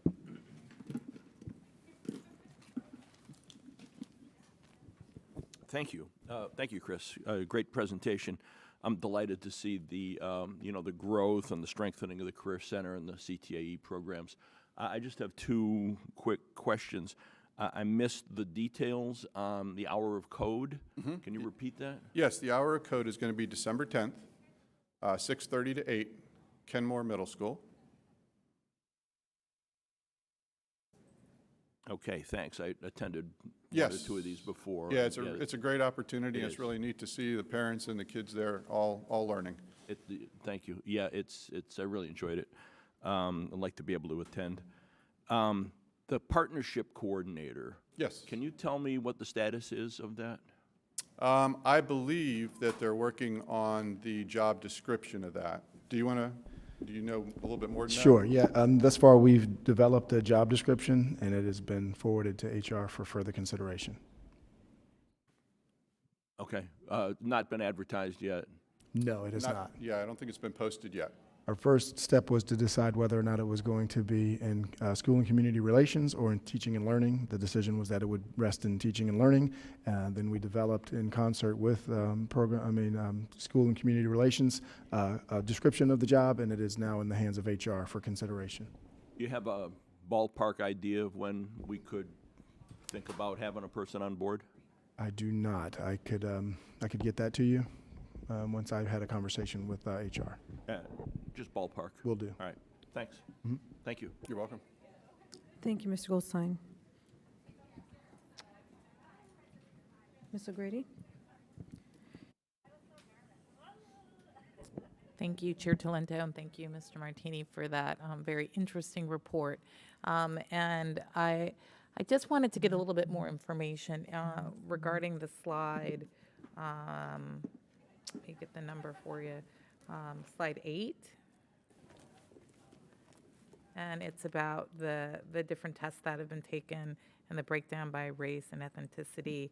Okay. And just wanted to have a better understanding of what we're going to be doing there to try to lessen the opportunity gap that seems to be. Oh, I apologize. I think it's this one there right it is, here. yes. Yes.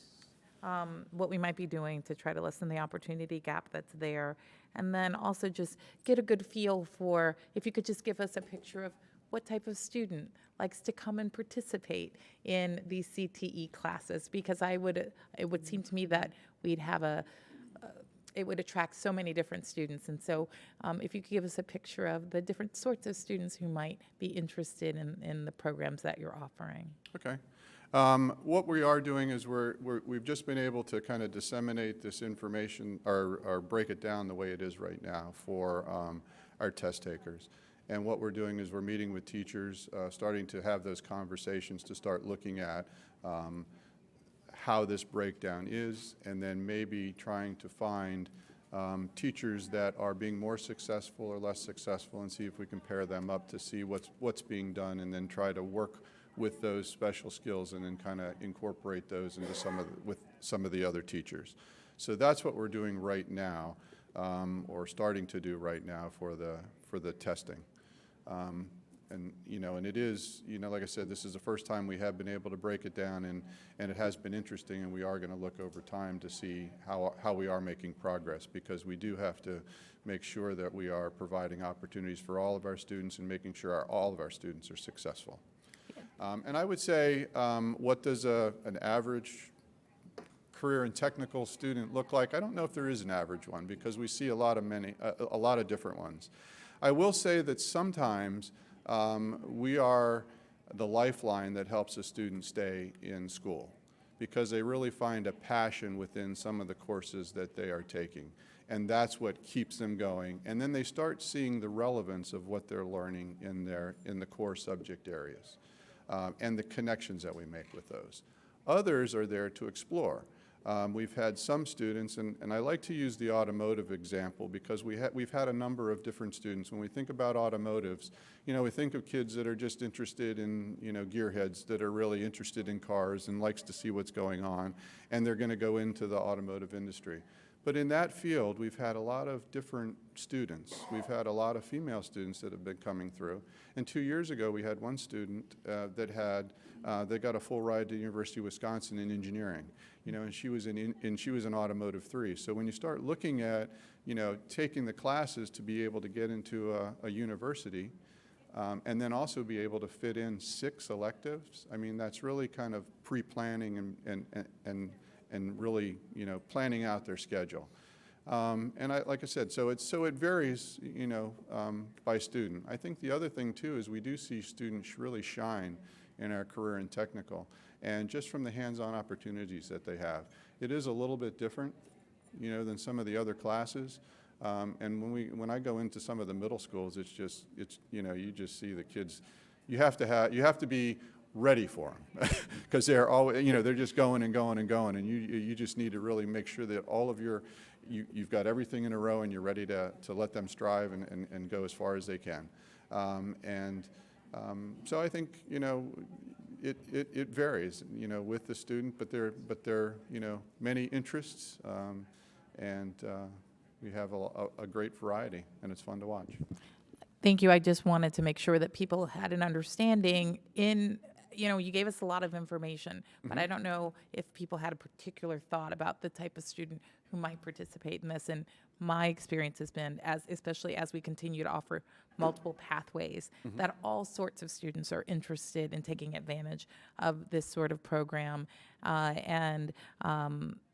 I want people to understand and see that this could be a program for any student coming from any background and with any aspirations, and that they do develop skills that can help them be successful in so many different ways. So I want to thank you for sharing this information and for digging a little deeper on the data here, because I do think the first important step we take to figuring out how to address opportunity gaps is to make sure that we have the data.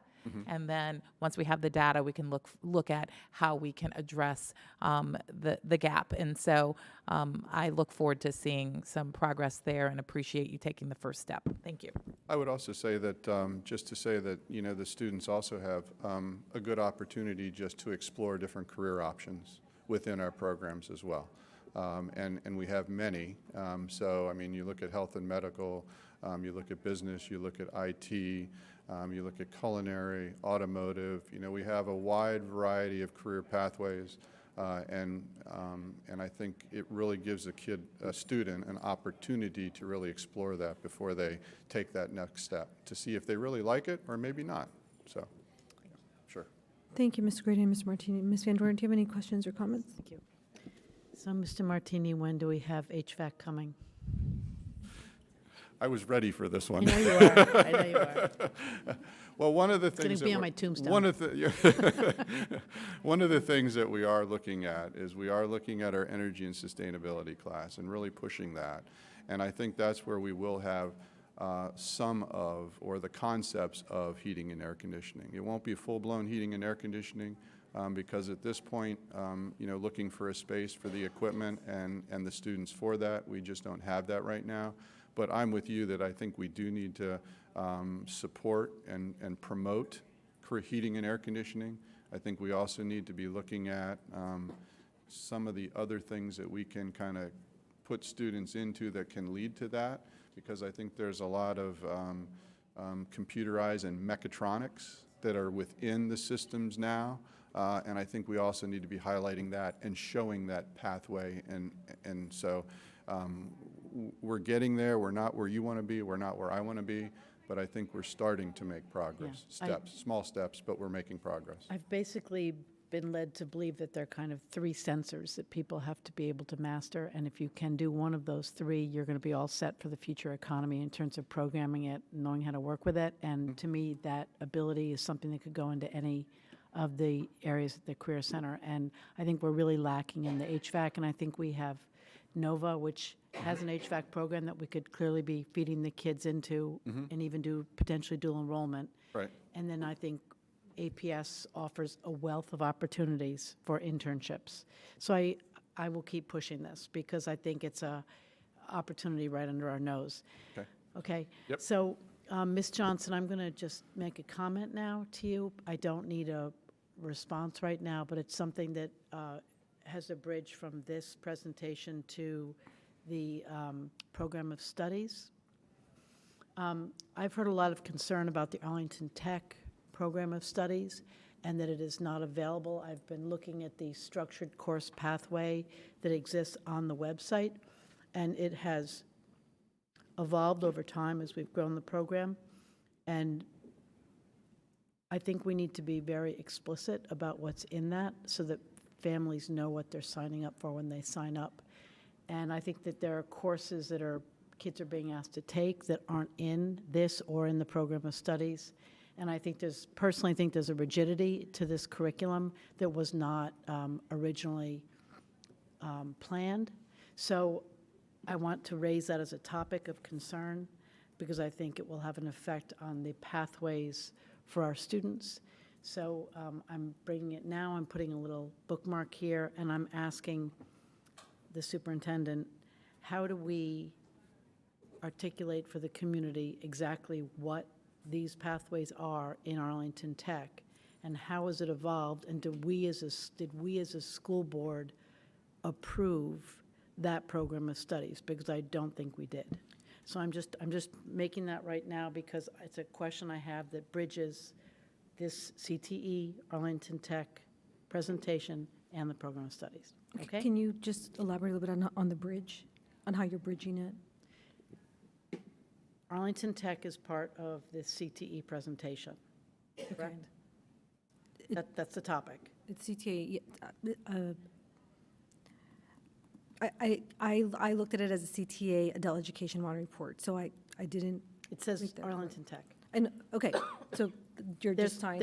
My bridge is, we're talking about the courses that are offered within this umbrella of CTAE. In my book, Arlington Tech was supposed to be hands-on learning focused on areas related to CTAE. That's fine, STEM. Okay.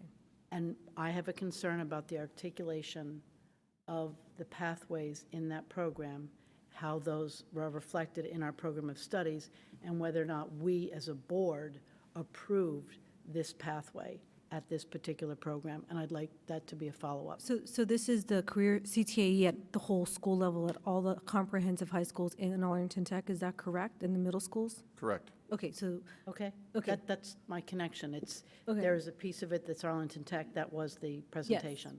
Okay, we just Okay. have the high school program of studies coming later, so I was just confused. So, To me, okay. there's a bridge between the Okay. two, because this was a description of the program, that is the description of the courses in the program. Okay. I want to make a connection between the two, Okay. because it's confusing to a lot of families. Thank you, Ms. Van Doren. Yeah, Dr. Cannonen, did you want to comment, Mr. Martinez? I was going to say that I do think that the program of studies does have the courses or the CTE courses that are incorporated in Arlington Tech. There are also courses that students could take from the home schools if they came over there. So I think so I'm not quite sure. I do think the program of studies does have the CTE courses that are associated with Arlington Tech that are within that. Dr. Cannonen? Hi, thank you. I don't know if your ears burn randomly every now and then, but I've had the chance, I'm on a K-12 STEM Education Commission, had the chance to get around the state a bit, and everywhere I go, people look at Arlington Public Schools, Chris Martini. People really, really are impressed with your work around the state. Thank you. And so I hear that regularly, so. Well, thank you. Chance to mention that to you. Thank you very much. And as part of that work, one of the things we've talked quite a bit about is getting to Ms. O'Grady's point a little bit about the opportunity gap, and really the issue of we have great students in Arlington Public Schools. Girls are taking physics and calculus and all that stuff the same rate as boys and doing well. But we still have gaps when it comes to actually choice of majors in college and choices of careers with girls, and also students of color, disadvantaged students are much less represented in STEM fields, which are high-paying jobs, Right. and a great way to actually, create some income equity. I know that we're K-12, we don't do college and post, but we're preparing students, and I wonder if, this is a statewide conversation, if we know anything about our own students' choices, post-secondary, and whether we're seeing that same gap. I suspect we are. And then the question becomes, are there things we can do to help encourage more students to take the STEM route for college as well as careers? Yes. I would say, it's anecdotally, as we see and we look at some of our IT and computer science classes in the high schools. I haven't looked specifically at the numbers But we could look at that and see where they are. I do think that we do provide opportunities for them, but we don't have as many as we would like. I will say that Phyllis Gandy, our supervisor for CTE, has been doing quite a bit of work at our middle schools with the Bright CS and also with some of our different coding and getting the coding within that, and then encouraging in the Bright CS and some of our ALICE has been to help the females and underrepresented get comfortable with doing the coding and feel comfortable within those classes and pushing them forward and supporting them to go forward in those different areas. So we are looking at how we can support that.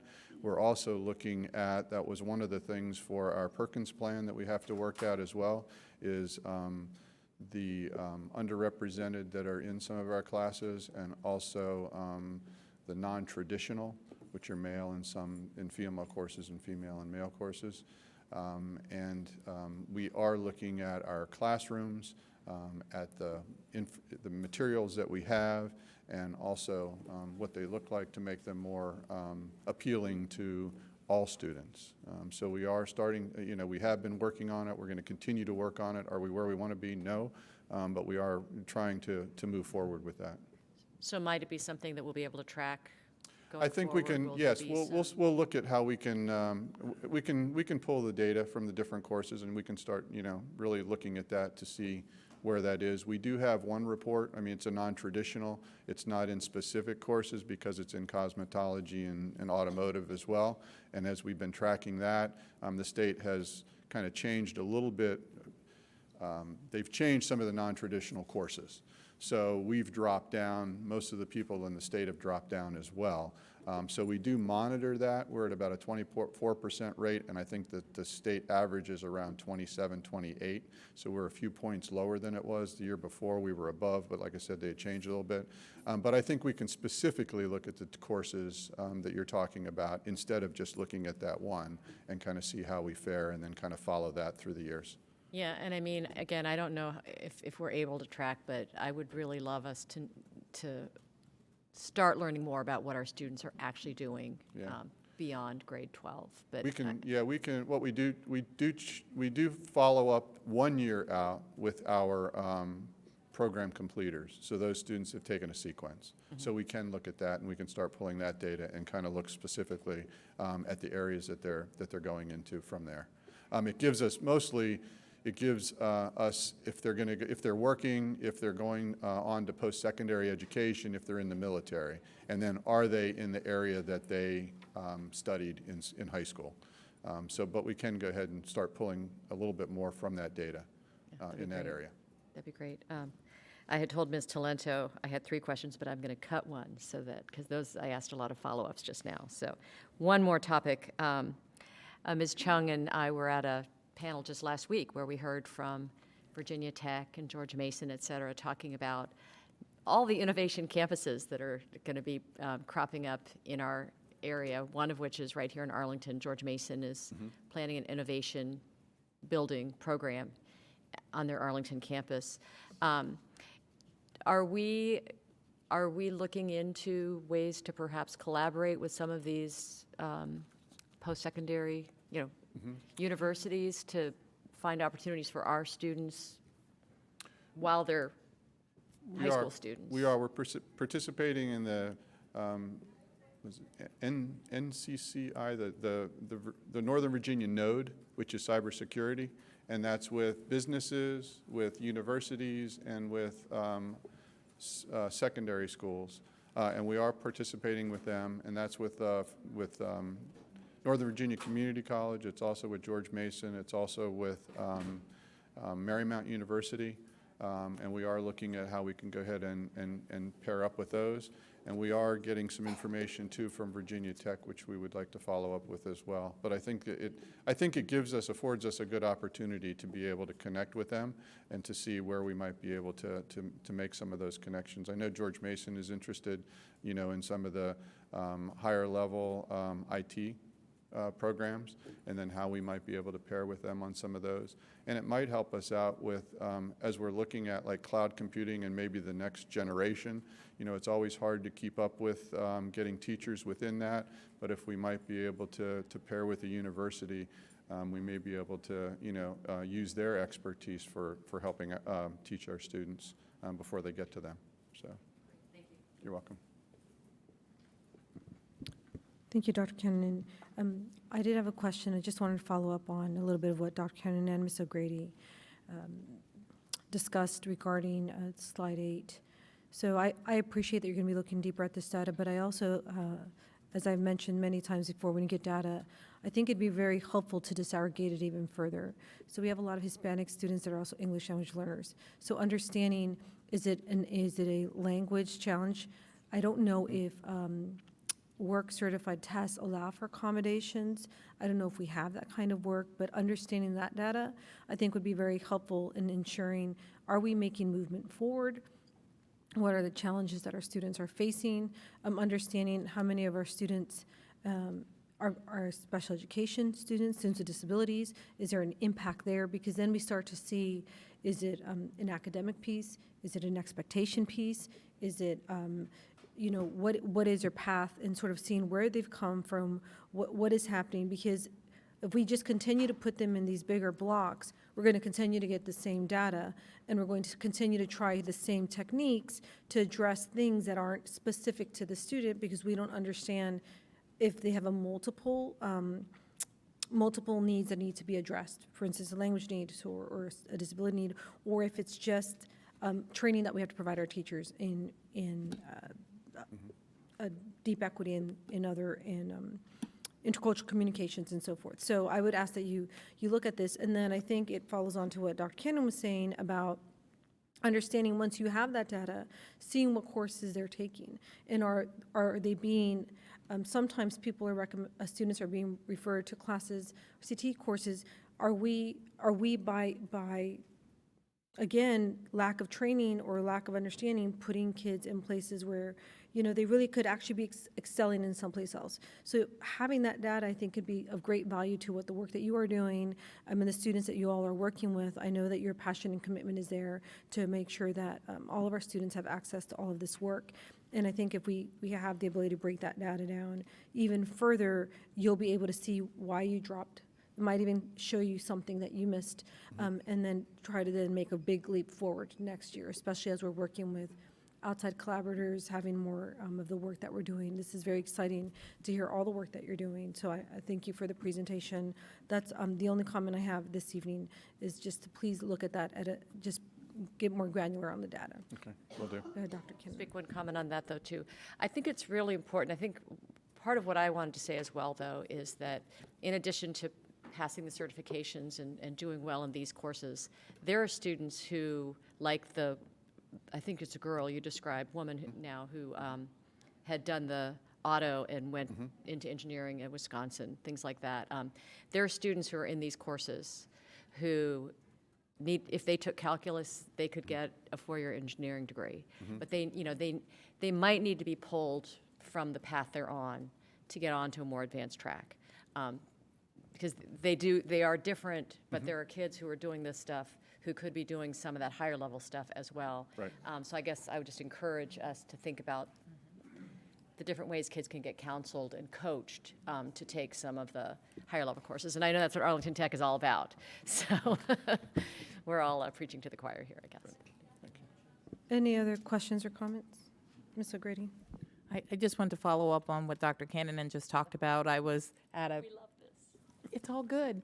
I was at a Wakefield PTA meeting recently and heard about how the principal worked with the staff to look for students who might have fallen through the cracks for taking certain advanced courses. In this case, it was the AP Econ class, I believe it was. And they looked at what the characteristics were for students who had the ability to be successful in the program. And they went back and they looked for students who had those characteristics but may not have thought about taking that class. And they encouraged them to take the class, saying, you have the track record that can help you be successful in this class. And they were able to beef up the number of students who are taking that class. And I think that kind of goes back to what Dr. Cannon and Ms. Talento were saying, that if we can figure out what it takes to be successful in these classes and seek out the students who may have those that same track record, then maybe we can encourage more students to do that. So I just wanted to share that as a piece of good news from Wakefield, and if we can add it on to maybe CTE, that could be a helpful thing. But I was so excited to hear that story. I thought it was a good opportunity to share it. Thank you. Thank you. Thank you, Ms. O'Grady. Ms. Van Doren, do you have any other comments? Mr. Goldstein, do you have any other comments? Good, thank you. Okay. Thank you, Mr. Martini. We appreciate the presentation this evening.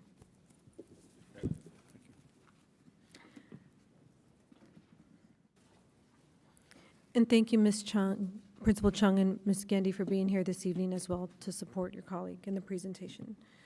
There are 3 action items tonight. First, you will act on the Career Center expansion educational specifications.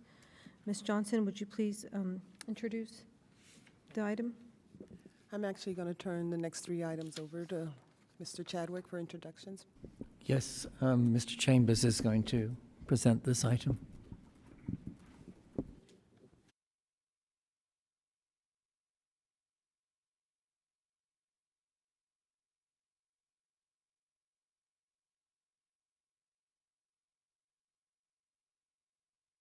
Educational specifications item was presented as an information item at the October 17th meeting. The educational ed specs document was revised, as we discussed at the last meeting, with regard to the planned enrollment versus calculated capacity. So pages 21, 31, and 39 were revised for that as per our discussion at the information meeting.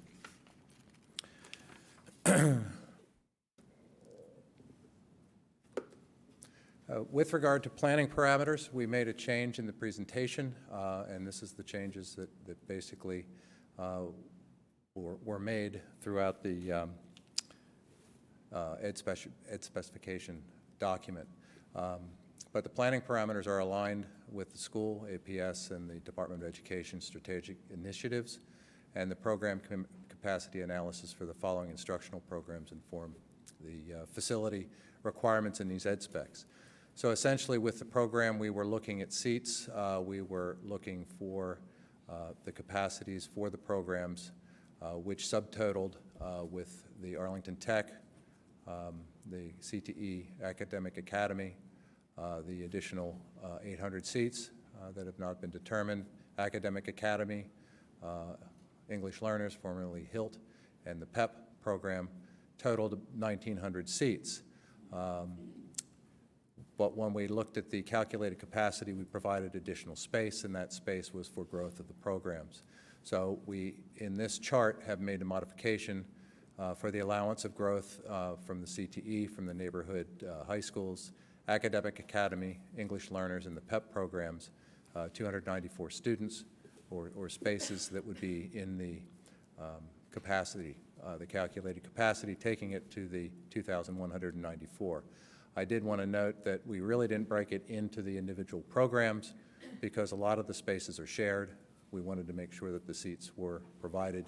And we also have, during the year to year, there are growth in some and then some shrink, and there's give and take between the programs, so we didn't want to assign and exclude somebody from a program because somebody would assume there were not seats there.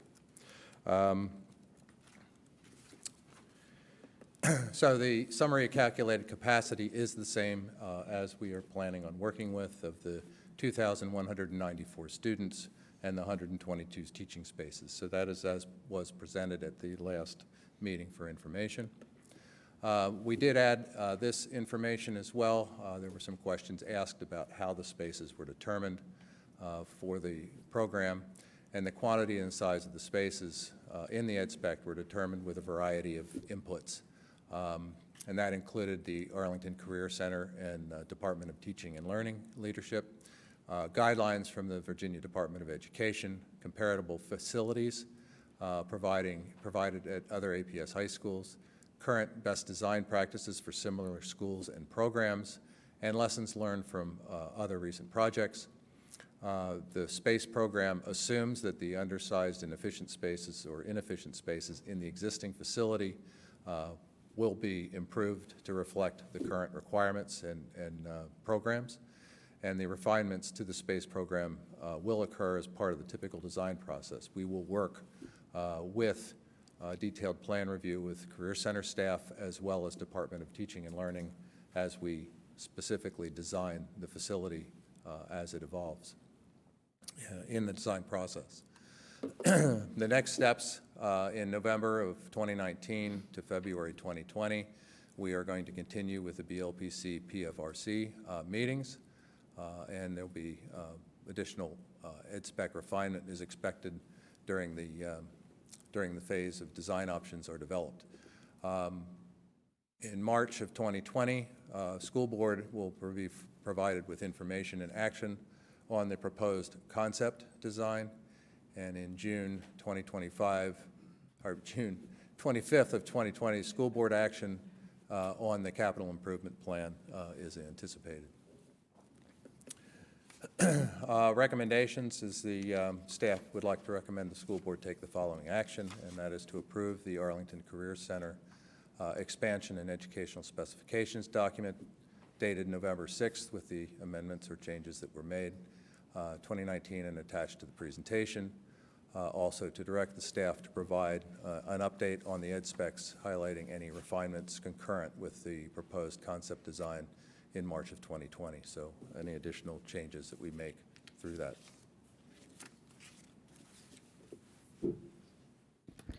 Thank you, Mr. Chambers, for the presentation. Do we have any speakers? Okay. Colleagues, do you have any clarifying questions or questions for Mr. Chambers before we ask for a motion? Ms. Van Doren? I thank you very much for updating your numbers so that there can be the flexibility for growth in the existing CTAE, Arlington Academic Academy and PEP programs. I appreciate that, and I understand the need for flexibility. I would love to have seen some specific footage related to those, but I understand that that's almost impossible given that calculation. But I presume that since one of the guiding principles in the document is to have maximum flexibility, that will happen. And I know you're doing that in all the schools. So I had submitted a question today related to the principles of design. In particular, last time we had this discussion, I asked if we would be adhering to principles of universal design, and I was assured that we would be. And I did not see that in that section on the principles of design, and I'm wondering if that was simply an oversight and if it's going to be added before we act. That's what I'd like to find out before I proceed further. Well, if it's not in the principles, I think it needs to be there because it's what we do, it's how we work with design and construction and through all of our projects. So, and I think especially since one of the things intertwined throughout these ed specs is that the unique needs, interests, and identities are respected and celebrated. So we need to make sure that that is clearly shown and listed because the ed specs are instructions that we give to our design professionals to do the project. So an amendment to include universal design as a principle might be, I don't want to put you on the spot, so I'm going to ask the superintendent, considered perhaps a friendly amendment if that were to be made. That would be welcomed. Okay, great. Thank you. That's my question. Thank you, Ms. Van Doren. Great. Any other questions or comments before we move to the motion? Okay. Dr. Kinnon, if you could read the motion. Yes, and Ms. Van Doren, unless you have specific language, I'll just put it all into the motion at once. I'll listen to your I mean, Go ahead. I have an amendment there if you want to include you basically said we should include universal design as a principle in the design principles section. It is what we do, so yes, if it's not there, it's a glaring omission and we should have it in there. Okay. I move that the board approve the Arlington Career Center expansion educational specifications document dated November 6th, 2019, with one addition, which is to include the principle of universal design in the design principles section. Is there a second? Second. Oh, there was a second part to my motion. Go ahead. Okay. I'll second that, too. I further move that the board direct staff to provide an update on the ed specs, highlighting any refinements concurrent with the proposed concept design in March 2020. That's the full motion. Great. Is there a second? Second. Excellent. Board members, do you have any comments on the motion as written? I just would like to clarify. So there'll be, in the same way there's a title and then a little paragraph, I'm leaving it up to you all to describe that, because I do know that's what you do. That we're happy to do. Excellent. Okay. Go ahead, Mr. Goldstein. Thanks. So relative to this most recent, bureaucratic addition, will we be able to see that when you bring the ed specs back at concept design time? Absolutely. Actually, we'll do that immediately because we need to make sure that's in there for the BLPC PFRC to read, as well as for the architects and designers to read. Okay. My understanding is you'll be adjusting the ed specs at each phase of the construction, concept design, schematic design, et cetera. Correct. Okay. All right. Thank you. Okay. Thank you, Ms. Clarification. Yes, Ms. Van Dorn. The ed specs are something the school board approves. Correct. The ed specs are not adjusted by staff from step to step. There are refinements made, but the ed specs are approved by the board. Is that not, then that is per our policy. Is that not the case? The motion is for them to provide us an update on the ed specs concurrent with the proposed concept design. So we would be approving the concept design with the updated ed specs in March. So we're going to reapprove the ed specs in March? Correct. Any refinements? Yes, we will note any refinements made. Okay, thank you. Are we ready to move on the motion? Great. Okay. Could So- we just read it back, because I want to make sure that I don't have to make my own amendment? Okay. Ms. Dr. Cannon, I have would to you get please? every word exactly the same. It would be. The motion? Yeah, if you the could full please read motion? the full Okay. motion, that would be very helpful. I'll try to do the whole thing this time.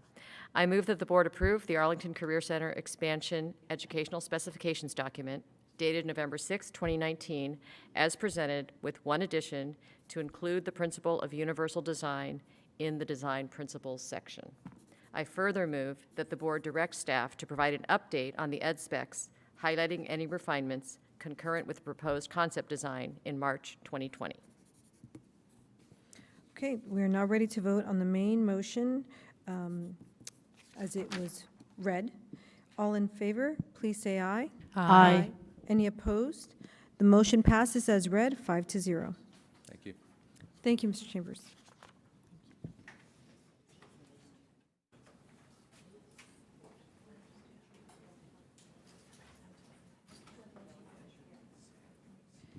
Thank you. Next, we will act on the Ham Middle School change to construction contract and project funding.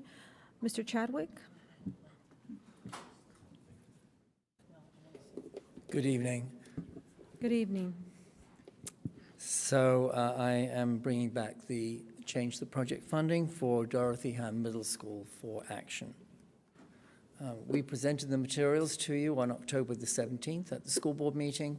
The content in the presentation is consistent with what was provided during the information item, except that staff has withdrawn the request that the school board pre-approve individual change orders that exceed $100,000, so we will be bringing them to you for individual approval, information and action.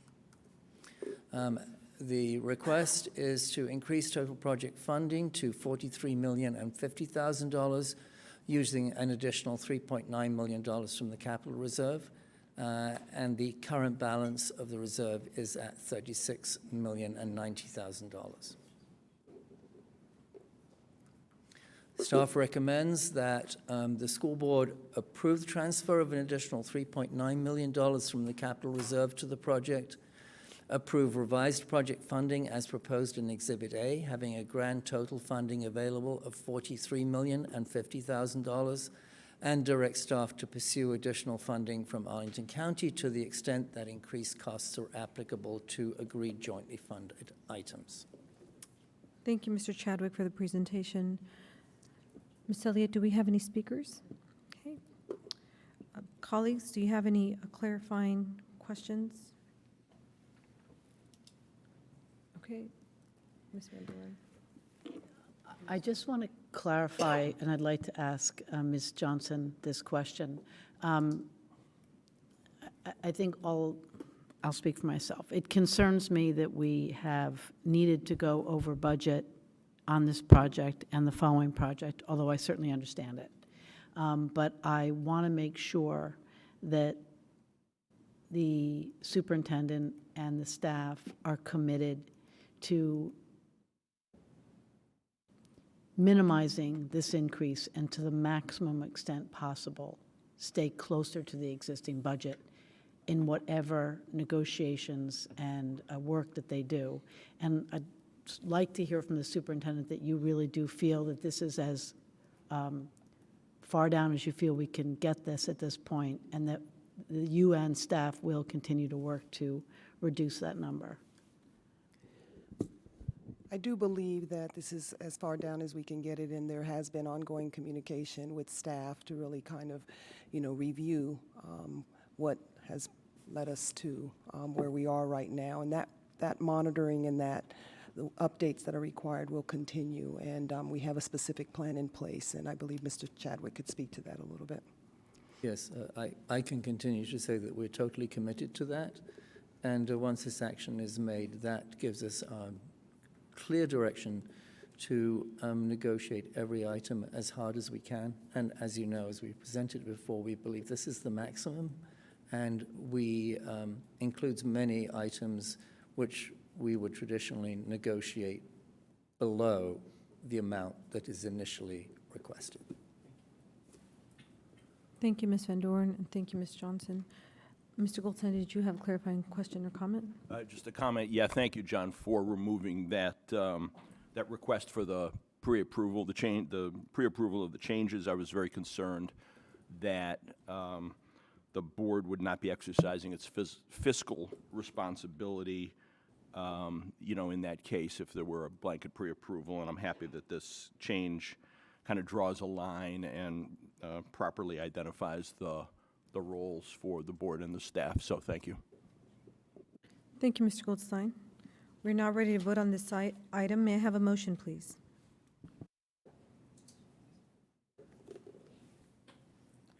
I'm sorry. I'm sorry. Who has the motion? Do we know? Oh, I do. I apologize. It's okay. I confused Ms. O'Grady with having the motion. Thank you, Ms. Van Doren. I'm sorry. That's okay.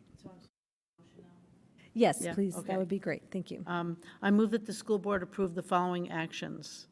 1, approve the transfer of an additional $3.9 million from the capital reserve to the Ham Middle School project. 2, approve revised budget project funding as proposed in Exhibit A, having a grand total funding available of $43.05 million, and direct staff to pursue additional funding from Arlington County to extent that increased costs are applicable, or to the extent that increased costs are applicable to agreed jointly funded items.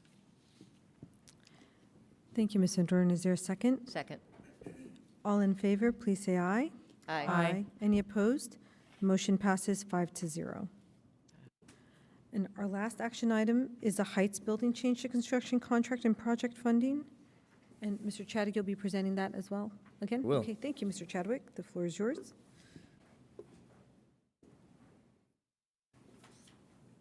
So this is action on the change to project funding for the Heights building. Again, we presented the material to you as an information item on October 17th.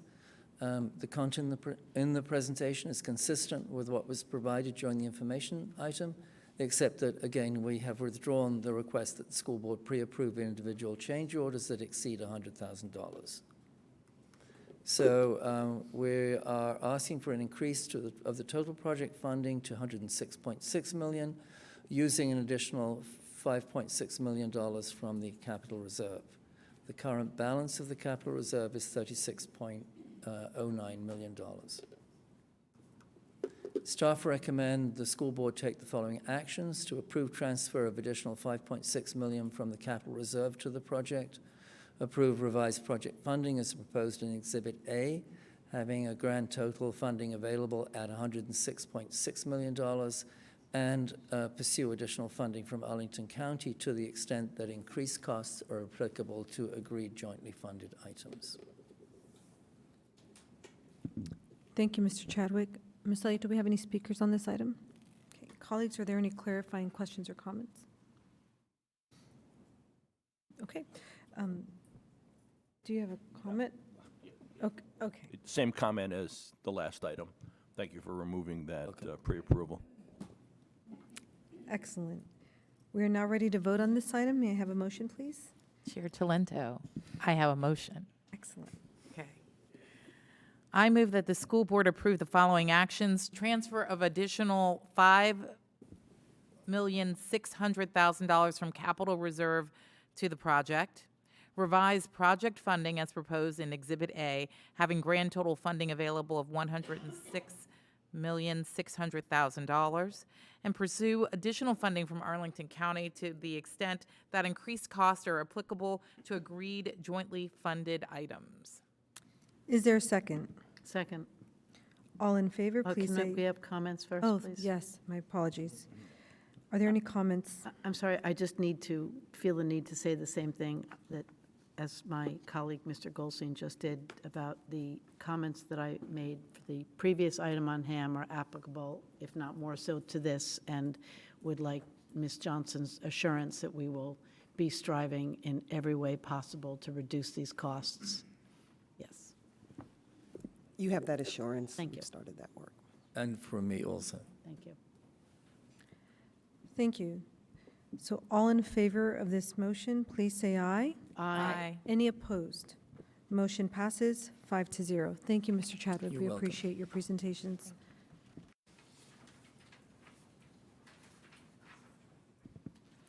We are now at our information items. The first is the school board's proposed 2020 legislative package. Dr. Cannon is the board's legislative liaison this year. Dr. Cannon, would you please introduce this item? I would like to introduce Lila Wise, who we have seen several times this year already. You will recall that we worked on some proposals to the VSBA legislative package. So we saw Lila this spring on those items. But tonight, she will introduce our proposed legislative package for the Arlington School Board. So, Ms. Wise. Well, I've been here in front of you for many years, and I come with the best news of any time I've ever been here. First is what has happened in Richmond, and we have legislators who are going to be in very, very important positions. Senator Janet Howell will be the chair of Senate Finance, and that is going to mean a lot for us. We don't know where everybody else is going to fall out, but this is only is good news. The other good news I wanted to bring to you tonight was one of the things in your legislative package last year was Montessori licensure.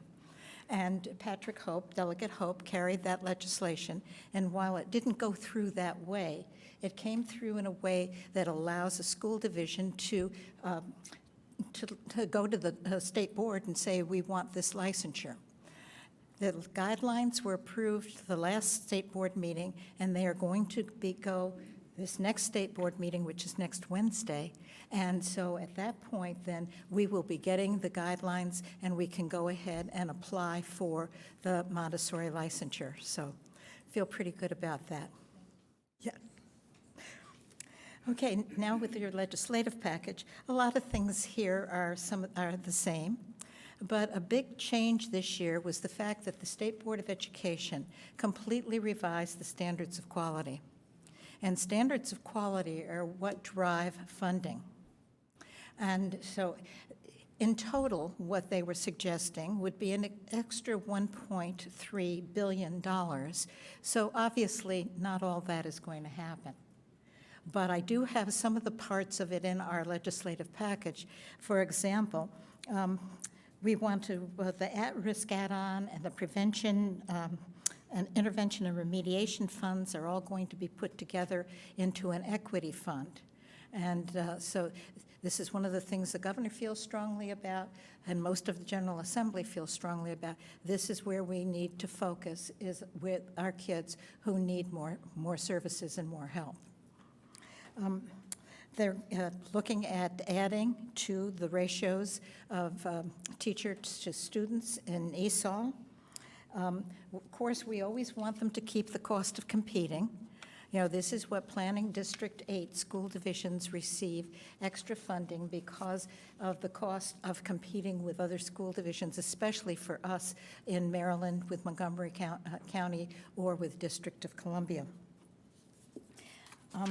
Something that happened quite a while ago when we went into the recession is that the funding for schools were cut in terms of support services. And so they put a support cap, and that had major impacts for school divisions. So this is one of the things that we're requesting, and also the state board has requested it too. In fact, it was something very interesting the other day. They actually had a resolution. I've never seen them do this before, had a resolution to go to General Assembly to get rid of the support cap. So there may be some movement there. Now to go to the issues instead of funding. First, looking at school divisions being able to use performance-based assessments for all end-of-course standards of learning assessments. Now, you know we've been trying to do that for a number of years, and we've had one legislator, he was reelected, in the Senate who was absolutely opposed to this, and so made sure that it came into budget language that they could not be performance-based assessments. So we'll try and get that out of budget language this year. Still looking at the School Health Advisory Board. Senator Favola has been wonderful in continuing to carry that, and hopefully we'll be able to get it through this year. Certainly, we want our position for in-state tuition for our students who are not yet permanent residents. And then we have 3 new positions that we've never had before. And you've not seen them other than this information today. And first, and I'm sorry that Ty's still not here. Oh, he can answer this question better than I can. And that's that would eliminate mandatory reporting of misdemeanors and status offenses by students to law enforcement for school-based incidents. And that's actually an administrative services thing. I don't know the answer to that. Well, I can come give you a hug. Oh, thank you.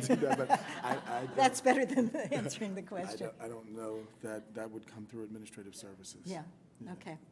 Yeah.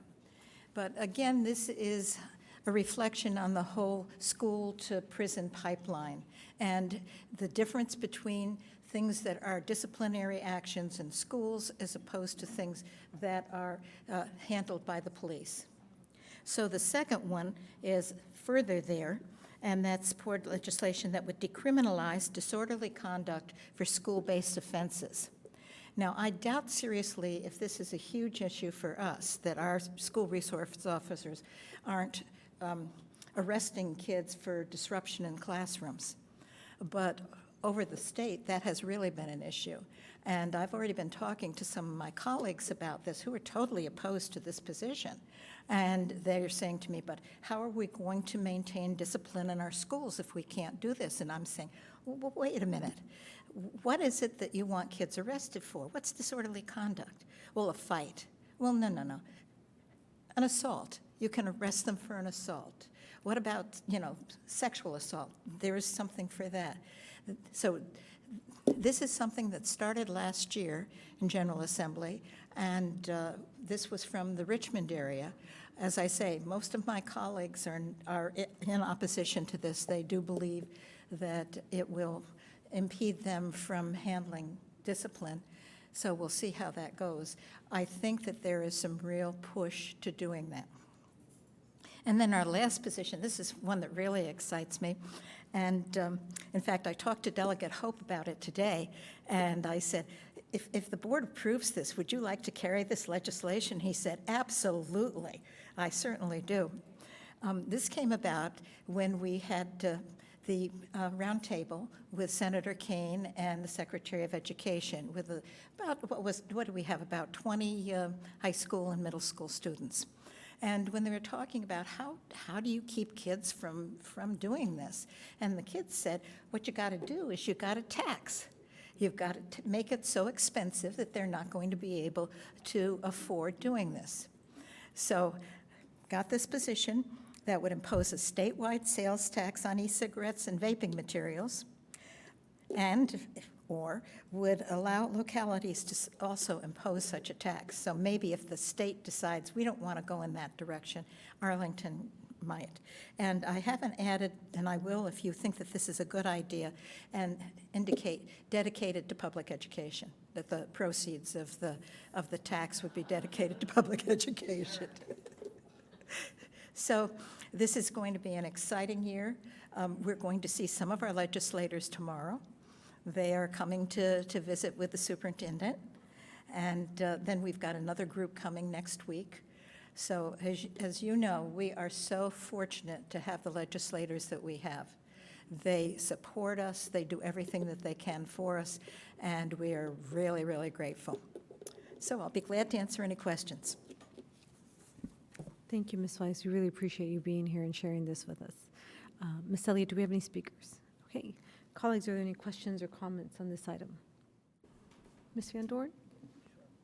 So I have a couple of items here that are of keen interest to me, and we discussed them when we were doing the VSBA proposal, and I want to remind us some of the information about that because I think it needs a little updating from your comments. There is the two items are about the disorderly conduct. And what I want to point out is that there is a history on the first one related to eliminating the mandatory requirement that was proposed in 2016, 2017, and 2018, and it was supported by VSBA and VASS. So that failed by only, I think, one vote in both in the House. So that is one that I think is easily going to pass this year with the change that's happening there. So that basically says that schools no longer are mandated to no longer mandated to report those items, which will assist us in reducing our disciplinary actions as mandated by the state. Right. That's very important. The decriminalization of disorderly conduct were House and Senate bills last year by McClellan and Mullins. And Bourne. Yeah, and they were supported. There were no official positions taken, but they were supported, and it was my understanding, speaking to our legislators, that there's all likelihood that these will pass this year.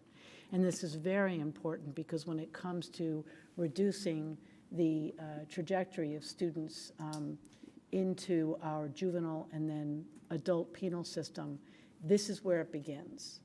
And it's really exciting if we are able to decriminalize this because the definition of disorderly conduct is so broad and so subjective that it ends up being a tool that has not and cannot be fairly applied. So I'm very excited about this, and I'm very excited that our legislators, I believe, will pass both of these. And this, combined with the extensive work our staff is doing on restorative practices, we really can get out working with helping students acquire the appropriate behaviors under our work as educators without having to be mandated to either report or allow kids to be charged for what in many ways is juvenile behavior.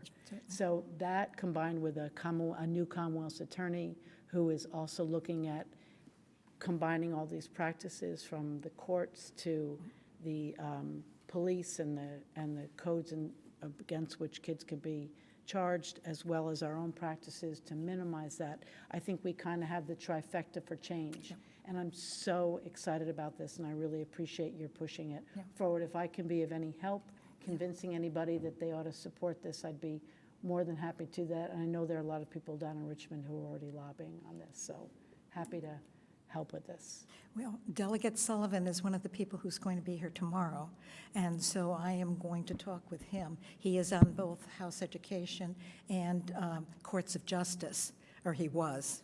We don't know how things will play out, but I thought that he might well be very interested in carrying this legislation for us. That's great, and a placeholder for next year is that, I know this seems like a leap, but we have to do something about the early screening for dyslexia. And it seems like a leap, but it's not, because people who are in prison very often have a high incidence of disabilities, particularly dyslexia. And if we can catch them at the earliest possible age, we can go even further to beginning at the very, very early age to help kids on the proper path to learning, as opposed to behaving in a way that's actually asking for help. So I raise that because it actually is connected, but I know we don't have that this year, but I'm hoping that we can educate ourselves enough for next year to be on top of that, because there was action on this with the state of Virginia last year, and it's probably going to need to go further. Should this year, but we'll go for next year. I can assure you that it will be an issue in General Assembly this year. The people who are lobbying for that are very effective, and they will be back. Yeah. Thank you. Thank you for letting me. Thank you, Ms. Van Doren. Any other comments? Ms. O'Grady? Thank you, Ms. Wise, for your hard work, and I want to thank you for bringing us an update on some of the items that we talked about just a year ago, and wondering how they might proceed. And it's exciting to know that we may be just a week away from being able to request at least some changes in our licensure. And while that is the situation for Montessori, there could be a situation for other programs where we are seeking or need additional help with making sure that our teachers are meet the licensure requirements. So I'm excited, and thank you for your hard work on that. I also want to thank you for your work to come and the work you've already been doing to vet some of these things that we're looking at as a draft. I, like Ms. Van Doren, am very excited about the two issues she spoke about as a way to ensure that our students can continue their education, and we can look at other ways to help them manage some behavior and allow them to continue in their educational studies. I think that's important. I'm also intrigued about the screening for dyslexia that Ms. Van Doren spoke about, for perhaps a way for us to look at that and as well in the future. So thank you for your work, and I too, if I can be helpful, then I... Well, you know you were very helpful for me this past year, so... I do understand that the elected bodies, the state elected bodies, can help us move forward educational advancement. And so I appreciate that we are engaged in that work. Thank you. Mr. Goldstein, do you have any questions or comments? I don't, other than to say thank you for all your hard work and echo the comments of my colleagues. We're really looking forward to progress on this front. Well, thank you, Lila. Well, I thank you for the opportunity, because I love doing this. Dr. Cannon? And we're all very excited Yes. about this year. We really are. We're maybe a little tired after several hours of a meeting, but we're very excited about what can happen in this legislative session. So I want to just do a few cleanups then, based on what we just talked about. And Do you want my comments first? Oh, yes, go ahead. Yes. Okay, all right. Sorry, I thought you were. Well, I'm usually yeah. Okay, so first of all, thank you for the legislative package. I'm very excited about the work on here. I do have a couple of questions. Could you tell me, I don't recall seeing the division-wide ratios of English learner students and average daily membership to full-time equivalent teaching positions before. It might have been because I was focused on the other work, but could you just help me understand a little bit of what that is?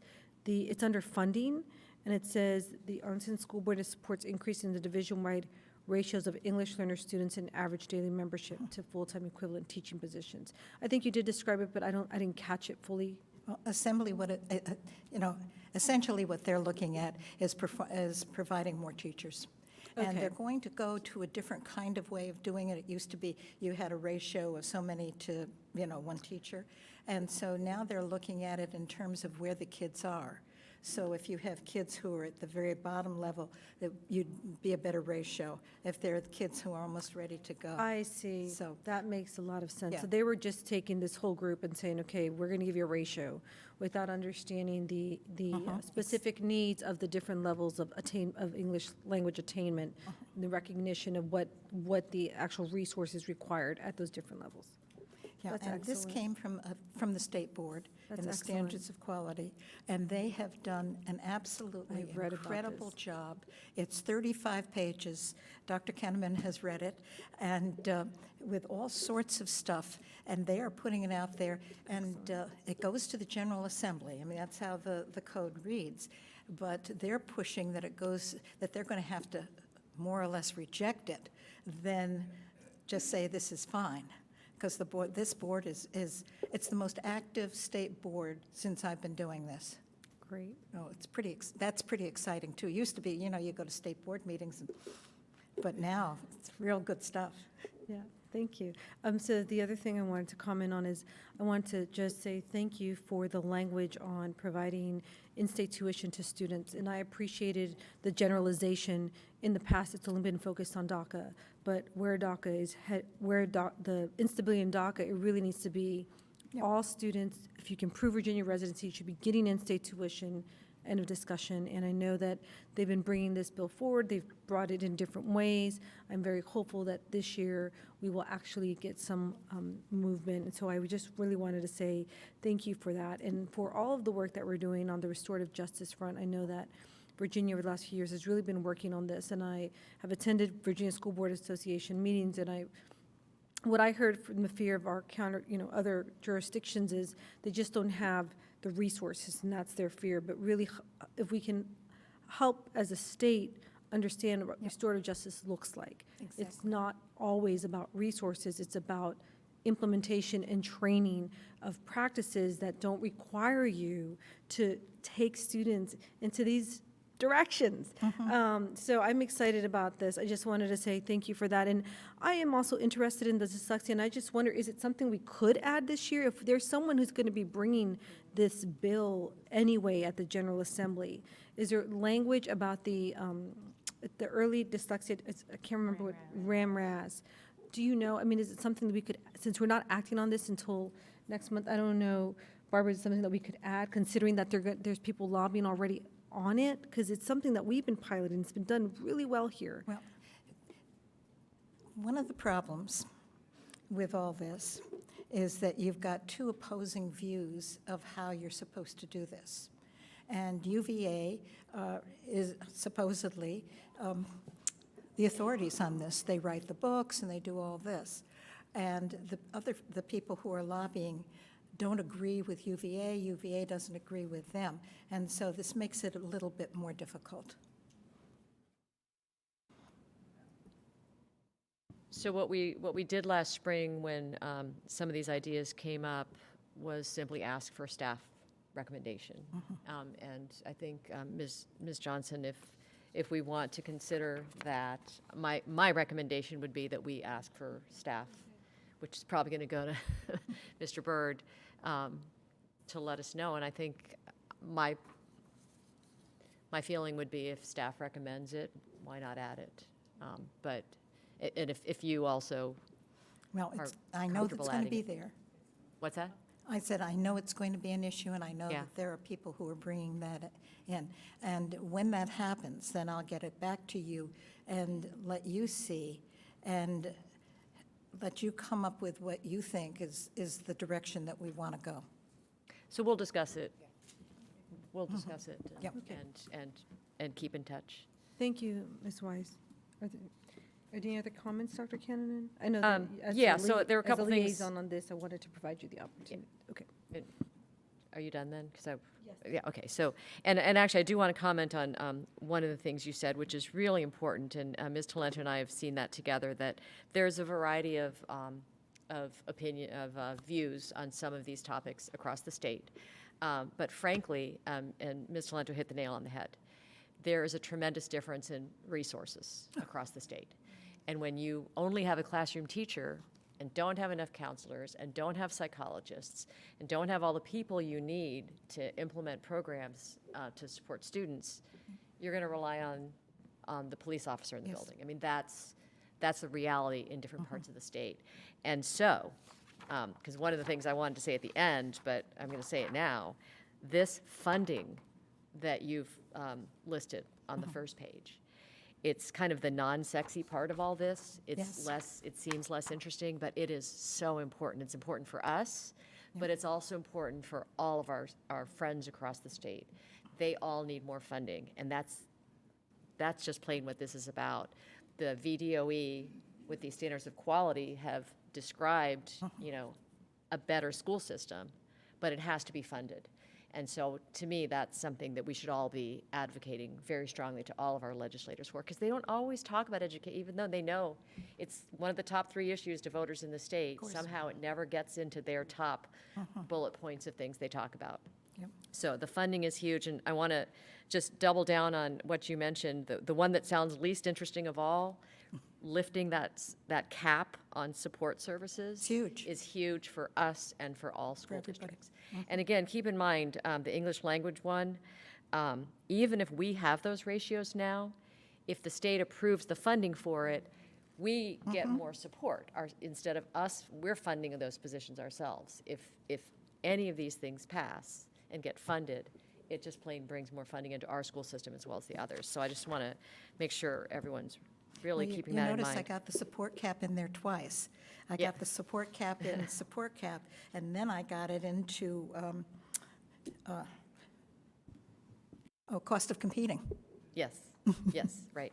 So, so I just want to just confirm, when it came to the tax on e-cigarettes, sales tax on e-cigarettes, that it looked like there was enthusiasm for saying we would like to dedicate that to public education. Yeah. So I think So I'll let's put put that- that I'll put that in, get that before in we go there. to action next week. And then the last piece I wanted to mention, I had told my colleagues in advance, but we weren't able to pull it together, and this is where we were, I think Ms. Wise was referring to Mr. Byrd. We, at that same session with Senator Kane, or maybe it must have been with the secretary, you made a comment about our connection between, I think it was dual enrollment courses and community college.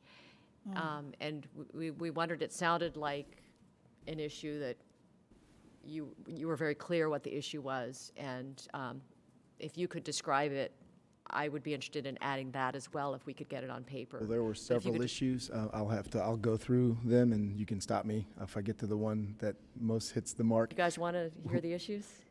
We spoke about the inequity that not every one of our schools is able to offer every dual enrolled course because we need to have a teacher who has the credentialing to teach that course in the building, and we don't have that in every school. It's almost serendipitous where we are able to offer a course, because if a teacher has earned the additional credit hours to teach the course, then that school gets to take the course.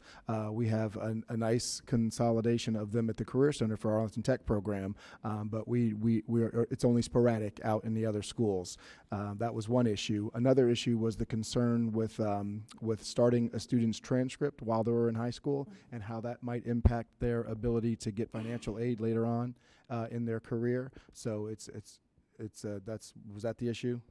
Yeah, so it's out of our hands. That's a federal issue that their clock begins once they start their college transcript. So my request of the state is that they do something about that, so that while they're still high school students, we treat them as high school students and we don't start that clock until they've graduated from high school. And this is that piece where some of our students are graduating so many credits, they're being considered sophomores and not being considered freshmen, and therefore being denied certain eligibility to financial aid based on what they're being labeled as entering, regardless of the fact that they got these credits in high school. Right. The number of college credits that you're eligible for financial aid is diminished if you've taken many of them while you're in high school. And I think Secretary Carney had said that that's something they may be able to address at the state, and at least with our universities here in Virginia. That was my recollection. Is that yours, Dr. Cannon? He definitely talked about advocating at the federal level, but so you think there's a state level piece of this that would be a legislative? Well, we had something in the package last year about coordination with community college. And it was math intervention, it was dual enrollment, it was transcripts. And then you took that to VSBA, and as one of the things that we were requesting. And VSBA did not approve that one. Right. And so I didn't put it in the package, I'll put it right back. Yeah, so maybe, again, we can follow up and try to get some specific language, and we'll circle it around and see if people want to add it before we go to action. Is that We okay? can use that language from last year's. Yeah. Mr. Gray, do you have a comment you'd like to? Yeah, I just wonder if this is about the federal application for student financial aid, then this could be a federal thing, not something that, I don't know, but. It is. And yeah. it seems to be unsettled, to tell you the truth. As I research it, it seems to be unsettled as to when your clock should start, whether it should start when you are a high school student or only when you are truly a college student. But it's unsettled. And so as Secretary Carney and I were speaking at the event, there is room for the state to advocate for us, but it's also, I think, important for us to advocate for this to change as well. And developing some language that we'd like to see move forward, I think would be an excellent idea. Yes, I just want to make sure we're advocating to the right entity. To the right people. Yes, yes, thank you. As a person who used to cover the Hill as a reporter, Yeah. I just want to make sure we're getting to the right people who can make the decision. So, thank you. No problem.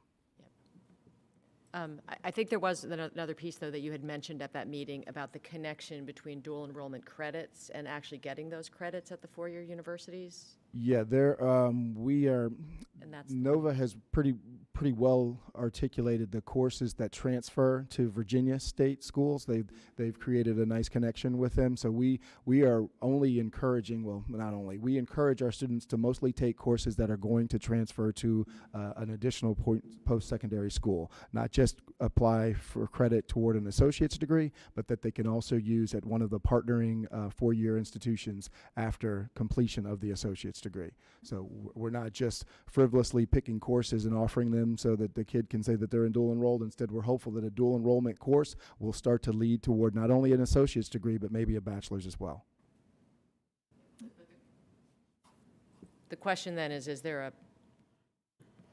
a problem in what you described that we would want to advocate at the legislative level? No, I mean, the more schools that would accept dual enrollment credit, the better. But, you know, so if there's anything that can be done to get those universities that may be out of state, I don't know what role the state legislature not might out of have. state, But yeah. the state of Virginia does a really nice job of accepting okay. the credits from dual enrollment classes. It's gotten a lot better in the last 5 years. It absolutely has. Right. Ms. Van Doren? But I do think there is value in pressing this issue because I lived through the fact that some of the four-year schools do not accept the Nova or the community college classes under the guise of, if you're in the engineering school, you have to take our physics class, or you have to take our English class 101. Right. So I think there's nothing wrong with pressing this because it's a money issue then.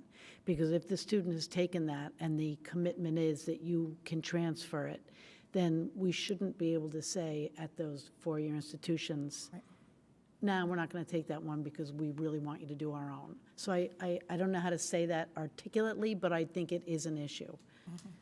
Yeah, we'll see if we can get this put together, and we'll be in touch. Okay, good, we're done. Thank you all Thank very you. much for your comments and discussion at the dais. Thank you, Ms. Weiss, for presenting this evening.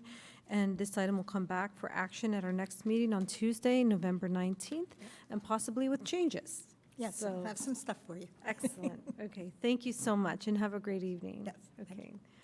Now we will hear proposed changes to the middle school and high school program of studies. Ms. Johnson, would you like to introduce the item? It would be my pleasure, Mr. Byrd. We'd like to hear from you on the secondary school program of studies, so thank you. Good evening, everyone. Thanks for the opportunity to share with you the work that's been done in the Department of Teaching and Learning in concert with our colleagues out in the schools and students across APS to develop the revisions, additions, and deletions from our 2019-2020 program of studies to the 2021 program of studies. So as always, our goal with regard to the program of studies is that we ensure that our families and students understand the options that are available to them throughout our schools at the middle school and the high school level. We are hopeful of ensuring that there is equity in our offerings and inclusion, and that we are striving for excellence in all that we do, and that we are using an innovative approach to approaching the challenge of preparing our students for jobs that don't quite exist just yet. The process that we utilize annually is that we begin with school staff proposals, and those proposals are then shared with us over at the Department of Teaching and Learning. Instructional supervisors consider each of the proposals to decide whether or not they merit opportunity to be added to one of our programs of studies. Then our principals, both at the middle school and the high school levels, and also with our directors of counseling, get an opportunity to review each of them and provide feedback with regard to whether or not each should be available to our students, and then it goes to the executive leadership team for final consideration before being offered to the school board for final approval. So our areas of focus for the 2021 program of studies, again, we were hopeful of expanding on our curricular pathways so that we are providing all of our students an opportunity to begin the career investigations process as soon as possible. We're formally beginning that in middle school, but it is something that really kicks into hyperdrive in high school. Improve consistency of access. We have courses that were piloted at one school and has been successful, and now they're being added at other schools. You'll see that throughout the conversation. And then that we respond to our students' interests. As you heard Chris Martini earlier talk about how CTE offerings were born of student interest, and we're hopeful that our program of study speaks to the needs and interests of our students because that's who we're doing it all for. So the middle school additions and deletions this year, we added some middle school classes because the social skills class is something that it was at 2 schools, and now it is going to be at all 5 schools. So again, for that consistency, if it's available at a few schools, it should be available at all the schools if at all possible. And then storytelling was a pilot course last year, and now it is an official 8th grade offering as an option course for 8th grade English. And then middle school deletions, we're losing French 1 and Latin 1 intensified because of low course enrollment. And while we say we're losing it as an intensified, if there are students who merit that level of study for French and Latin, they're going to differentiate within the classroom. So the principals at the middle school say that they will still encourage students who feel like they're capable of a French 1 or Latin 1 intensified level course will have that differentiation in a French 1 or Latin 1 course. Our additions and deletions from high school. On the left, you'll see our additions with regard to our pathway expansion. Many of those CTE classes that Chris was talking about this evening, students are running out of options. If we only have level 1, we needed to add level 2. If we only had level 1 and 2, we needed a level 3 so that we can continue to challenge our students and give them an opportunity to expand on their knowledge base in criminal justice, cybersecurity, and early childhood, and energy and power.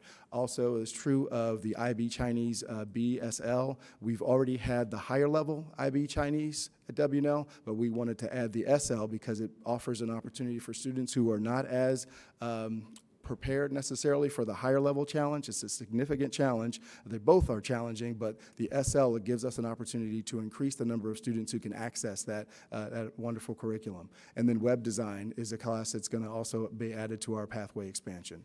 Formal course adoption, that's with regard again to piloted courses. African American Studies was piloted at Wakefield High School, and now it is available to students at all of our high schools, and then AP Consult as well.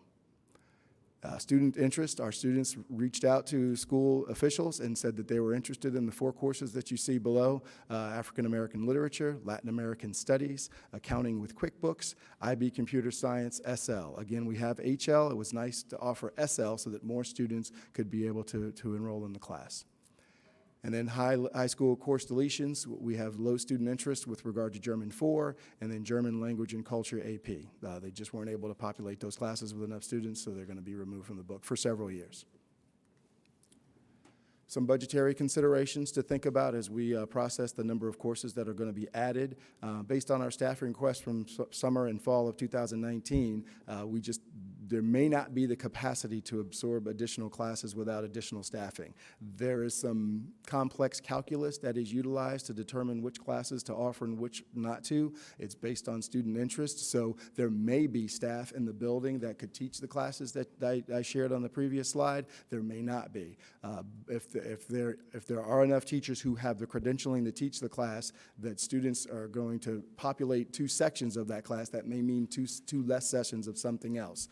But as things look from now, we would add 12 courses that would probably charge us approximately $912,000 for the additional 12 classes if we're going to offer them each at each of our comprehensive high schools and the HB Woodlawn program. But the benefits, I think, outweigh the costs. So I'm just kind of a little bit, I will say that these are some examples of the additions and what has come of those additions that we have. Entrepreneurship, which is a recent addition. We had a Wakefield student win a $9,000 national competition because of a course that we were just able to offer 2 years ago.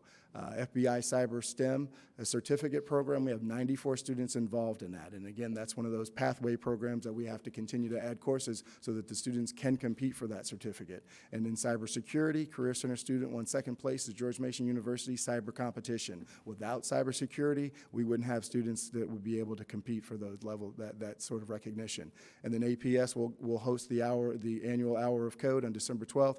Chris just mentioned that. Again, that's something that we're very proud about. The level of diversity that participates in that event is outstanding. And then the STEM network is going to be developed at 24 of our elementary schools, which is a wonderful opportunity for our students to begin learning how to code. So every year when we discuss the program of studies, we have a conversation about rigor, especially at the middle school. And so we wanted to articulate the opportunities for students to take advanced level courses at the middle school level. And when we say advanced level, when I say the advanced level, I'm talking about courses that will earn a student high school credit. And so the courses that you see here are all high school credit-bearing classes, which by definition means that they're advanced for a middle school student. So we have mathematics with Algebra 1 and geometry, all of our world languages, our high school credit-bearing courses, robotics and investigating computer science and technology are new high school credit-bearing classes at the middle school level, and then world geography. Also, we've had an emphasis placed on the instructional supervisors to develop our teachers.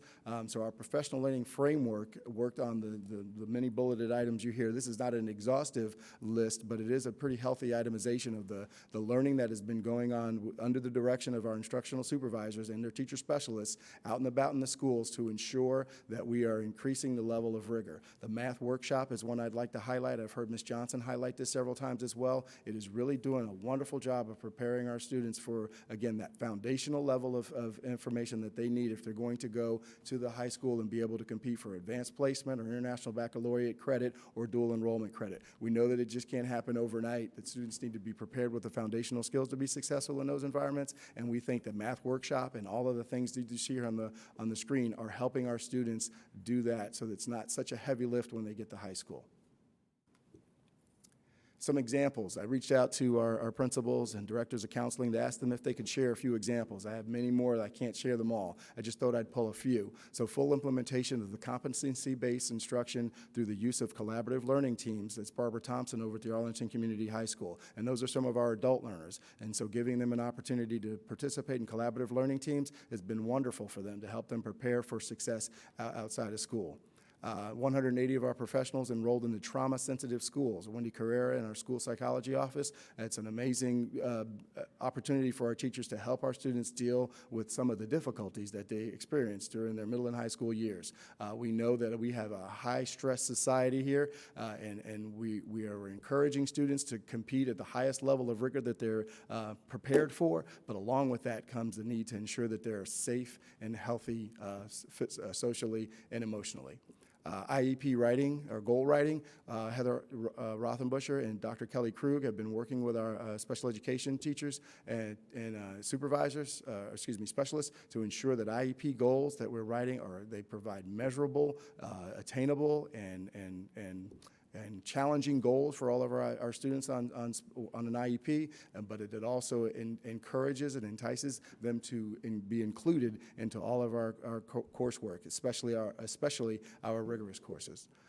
Math workshop, as I just mentioned a little bit earlier, it's levels 1 and 2 for the third APS Math Workshop Principals Institute. So we've got our principals that are being indoctrinated into this math workshop so that it can be embedded in all that a school does and become a true part of its ethos, as opposed to just one-off, isolated event. This is something that is really taking over in our schools, and so we're really excited about the math workshop and what it promises for our students.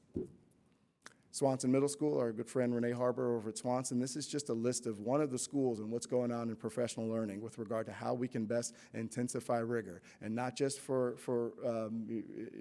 a select few students, but for all of our students. You'll see that there's strategies for English learners here. You'll see that there's block scheduling, which touches on every student, and we think we're having great success with our block scheduling move. And then you'll see gifted strategies down there at the bottom, which again is for all of our teachers, but it is targeted towards our students who have been identified as gifted. Rigor for English learners. Sam Klein has been visiting each of our schools and providing them with some professional learning with regard to how best to ensure that we are providing a rigorous challenge for our students who are English learners. So engaging them in quality interactions, sustaining academic rigor, sustaining a language focus, and hold high expectations for all of our students. This training began in September, and it will continue throughout the school year.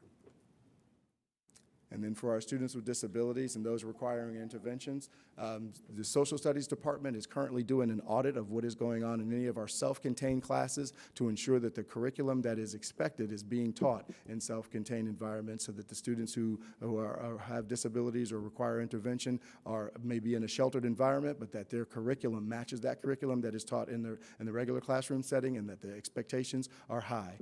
Professional learning for also students with disabilities or requiring intervention. Health and physical education teachers are working on an adaptive PE class, and they're working with JMU to ensure that our adaptive PE classes are engaging, challenging, and rigorous. Encouraging special educators to participate in content-based professional learning. Our approach to professional learning offers great choice and voice for our educators, which means that some of our special educators choose professional learning that may not on its face appear to be special education specific. So our content educators are hopeful that we can get special education teachers to use or to choose content-based professional learning when they're making their choices. Special education participation in curriculum development. They're invited to the conversation when instructional special supervisors are developing new courses or curriculum or making choices with regard to texts or resources, that they're at the table so that they can provide their expertise. And then the utilization of digital resources to support professional learning, again with that choice and voice. If a teacher has chosen to be in a traditional brick and mortar sort of professional learning, they can also supplement that training with one of our digital offerings. The AP network over at Wakefield with Dr. Chris Wilmore, he shared these statistics with me, that 100+ students have participated in the AP Summer Bridge program, which we think is excellent.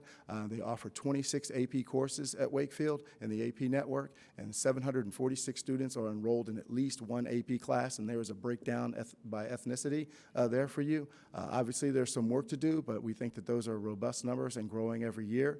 The students average 2 AP class enrollments, so that's also exceptional. And then 287 students enrolled in AP Consult, which is designed to support students as they compete for AP credit. That's also a course that was added at the other schools. So students who are hopeful of competing at that level enroll in AP Consult, and they get some support for the rigors of that level of course. And then across the 1,530 AP classes that are currently being taken, 97% of the students have passing grades in those classes. So that's exceptional. We're going to chart and we're going to pay careful attention to the results that they get on the AP exams at the end of that, and our expectation is the vast majority of them get 3s or higher. We also thought it might be helpful to share with you some trending data with regard to enrollment in our intensified level classes, or what the state would call honors level classes, and we're reporting to the state our AP, our IB, our dual enrolled. Our intensified level classes are not reported to the state as honors level classes. So the statistics on the right you see are just from 18-19. We did not do that for 2021 because the numbers on the right are still building. The numbers in 2019 and 2018, 2019 are static. That's the end of the school year. The one on the right is the last set of dots is for the first marking period of this school year, and it will build as the year goes on. So I think we're on a nice upward trend with regard to AP. I added the multiples, and I think that is being added more and more across the state because the number of students who are self-identifying as multiple is growing every year, and as you'll see in the charts, it's doing really well as a collective. That the students who are self-identifying as multiple races, they're doing really well. As you'll see, 53% of them are participating. And also the numbers that you see are disaggregated by the number of students who are eligible. So in this slide, it's students 9 through 12, even though most 9th and 10th graders don't take AP classes. So it gets a little bit murky in this slide, but in the next ones it'll be better, it'll be more specific. So IB, we're now only talking about students who are juniors and seniors. So juniors and seniors in 2018, and there's a disaggregation by ethnicity with regard to their participation. So of the students who are eligible to take it, of the Asian students who are eligible to take an IB class, 53.8% of them are enrolled in an IB class. And here's our dual enrollment. Those numbers, the percentages are low, but they're growing, and we're excited about this. And again, the more we can do to incentivize educators to go back to school and take the courses that they need to be able to teach these courses, the more offerings we will be able to have, and then the more students that can get in. Most of the students who are enrolled in our dual enrollment classes are in the CTE environment, but we would like to bring that into more of the academic settings as well. And then our intensified level classes, the classes that we have monikered as intensified, but we do not report to the state as honors level classes. Here's a disaggregation of those students for the 2018-2019 school year. And so in summary, we want to continue to offer courses that prepare all of our students to meet the opportunities of their generation. We know that many of the jobs that our kids are going to pursue don't exist just yet, but we think we have a good idea of the skill set that kids are going to need to be successful in those environments, and many of those are centered around the 5 C's of critical thinking, creative thinking, collaboration, communication, and citizenship. So thank you very much, and I'm open for questions. Thank you, Mr. Byrd, for the presentation. We appreciate you being here with us this evening. Ms. Taylor, do we have any speakers? Okay, colleagues, are there questions or comments? Mr. Goldstein, would you like to start us off? Sure. How many Great. questions do you want me to We do 2 rounds of 4 questions / comments, which includes follow-ups. Just to be clear. Three. That's what I've been doing. Well, that's what I've been doing every meeting, but I keep getting questions, so I'm trying to be as collective. And if you all want to stay a 3rd round of questions, considering the time, I will consider that. Okay, Mr. Goldstein, we're ready. Okay, thank you. Thanks for the presentation, Ty. No problem. Let's see here. Well, okay. So the storytelling at the middle school level, the storytelling course. Now that just started. Yes. Right? And we don't have any results yet. No, not. But you're planning on formal adoption. Mm-hmm. What are the criteria that you would be looking for, for course adoption? What results of a pilot would you be looking for that would then warrant formal adoption? At this stage, it would be that there's high levels of student interests, and at each of the schools there is high level of student interest. I don't have any reason to believe that we won't perform well at the end of course assessment, the SOL, for the reading and writing for the students who enroll in that, based on prior or previous results of assessments of that sort. So our biggest reason or rationale for keeping it as an option is that there has been high levels of student interest. Wouldn't it be more prudent to wait till the end of the course and see, so we have a year's experience under our belt before we actually move to formal adoption? Possibly. We don't have a formal process with regard to piloting courses. It's just been our practice that once it has been successful, and again, we say success is that students are interested in it and educators are interested in teaching it, that's been impetus for us to keep it or to make it a permanent part of our program of studies, but there is no requirement via policy that we do that. So it could continue to be a piloted course.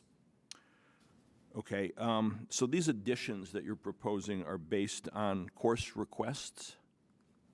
Which ones, the high schools or Any of middle them. school? Some of them are based on student interest, as you'll see on the bottom. Those were student interests, or sparked by student interest. The ones on the top, the additions there, are so that we could continue to offer the next level of study in those courses. Criminal justice, cybersecurity, early childhood, energy. Those courses students are enrolled in them with a year of eligibility. They're seniors who would like to take the next level of study. So we've added the next. So it might be level 2 or it might be level 3. So we had 1 and 2, and now we've needed to add level 3 so that kids could continue to study cybersecurity or criminal justice. So you're presuming that the ones in, level 2 who need a level 3 would move up on into level 3? There is a bit, yeah. My concern is what happens if we don't get the enrollment after, hiring the credentialed teacher and. Well, that kind of goes back to what I was saying earlier about needing to hire. They're already there. The teachers with the credentials to teach those courses are already there. If there are not enough students enrolled in it, it just won't be offered. That first bullet pathway expansion, you wouldn't anticipate hiring any teachers for that? You think they're already in place?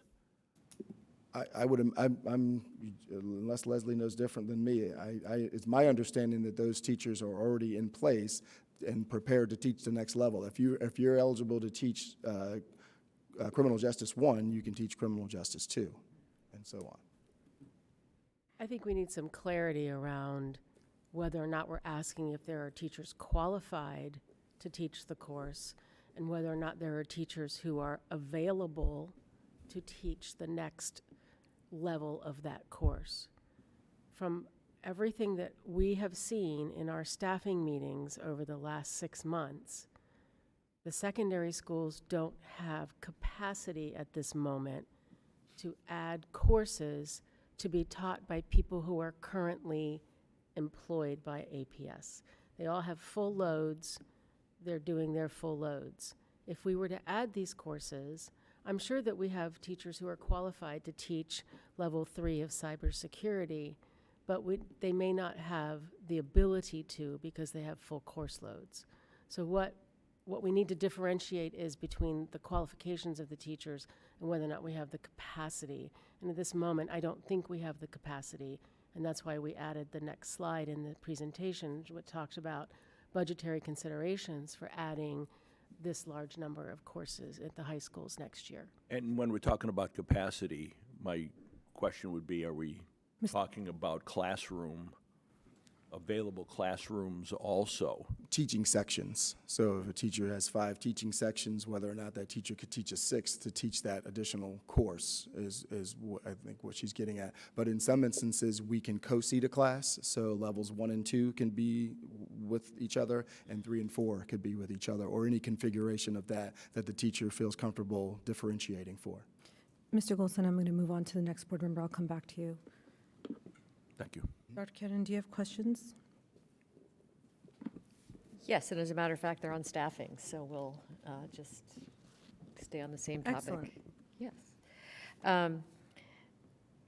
So I want to dig into this more too, and first of all, I want to thank you very much. First, this looks great, a lot of really interesting classes, but I really do want to thank you for putting a price tag on them. I don't think I can't take credit for that. Someone insisted. Yeah. Either way, it's great for us to have that understanding at this stage. However, it also puts us in an awkward bind because we did our budget direction. We didn't commit to a step and a COLA for our staff, and we're talking about committing $1 million now to adding staff and more courses for students, which, you know, we would love to do, but we would be adding to what we've been told is a deficit. And again, we didn't commit to fully compensating our staff. So it's fabulous to be transparent, and now it makes the decision, which otherwise we're like, courses, yay, program of studies, sure, but now we have a very difficult situation. So I also want to dig in a little bit to what we could maybe do to help. So number one, because I know somewhere in your narrative you said you're adding 12 courses, but you are also deleting courses. And I mean, this is, I'm just going to throw several things, and if you could explain if there's anything we can do. The other question is simply, you know, we add staffing. Would this be sort of a new bucket beyond our planning factors? Because when we grow, when our student enrollment grows, we do get more staffing. So are you basically saying that that's, you know, stream of staffing will do due to regular growth, but then again, this would be like just plain in addition to provide these courses? It would almost be a line item saying additional staffing to provide these courses. I hadn't thought that far ahead, to tell you the honest truth. Oh, that makes me hopeful. I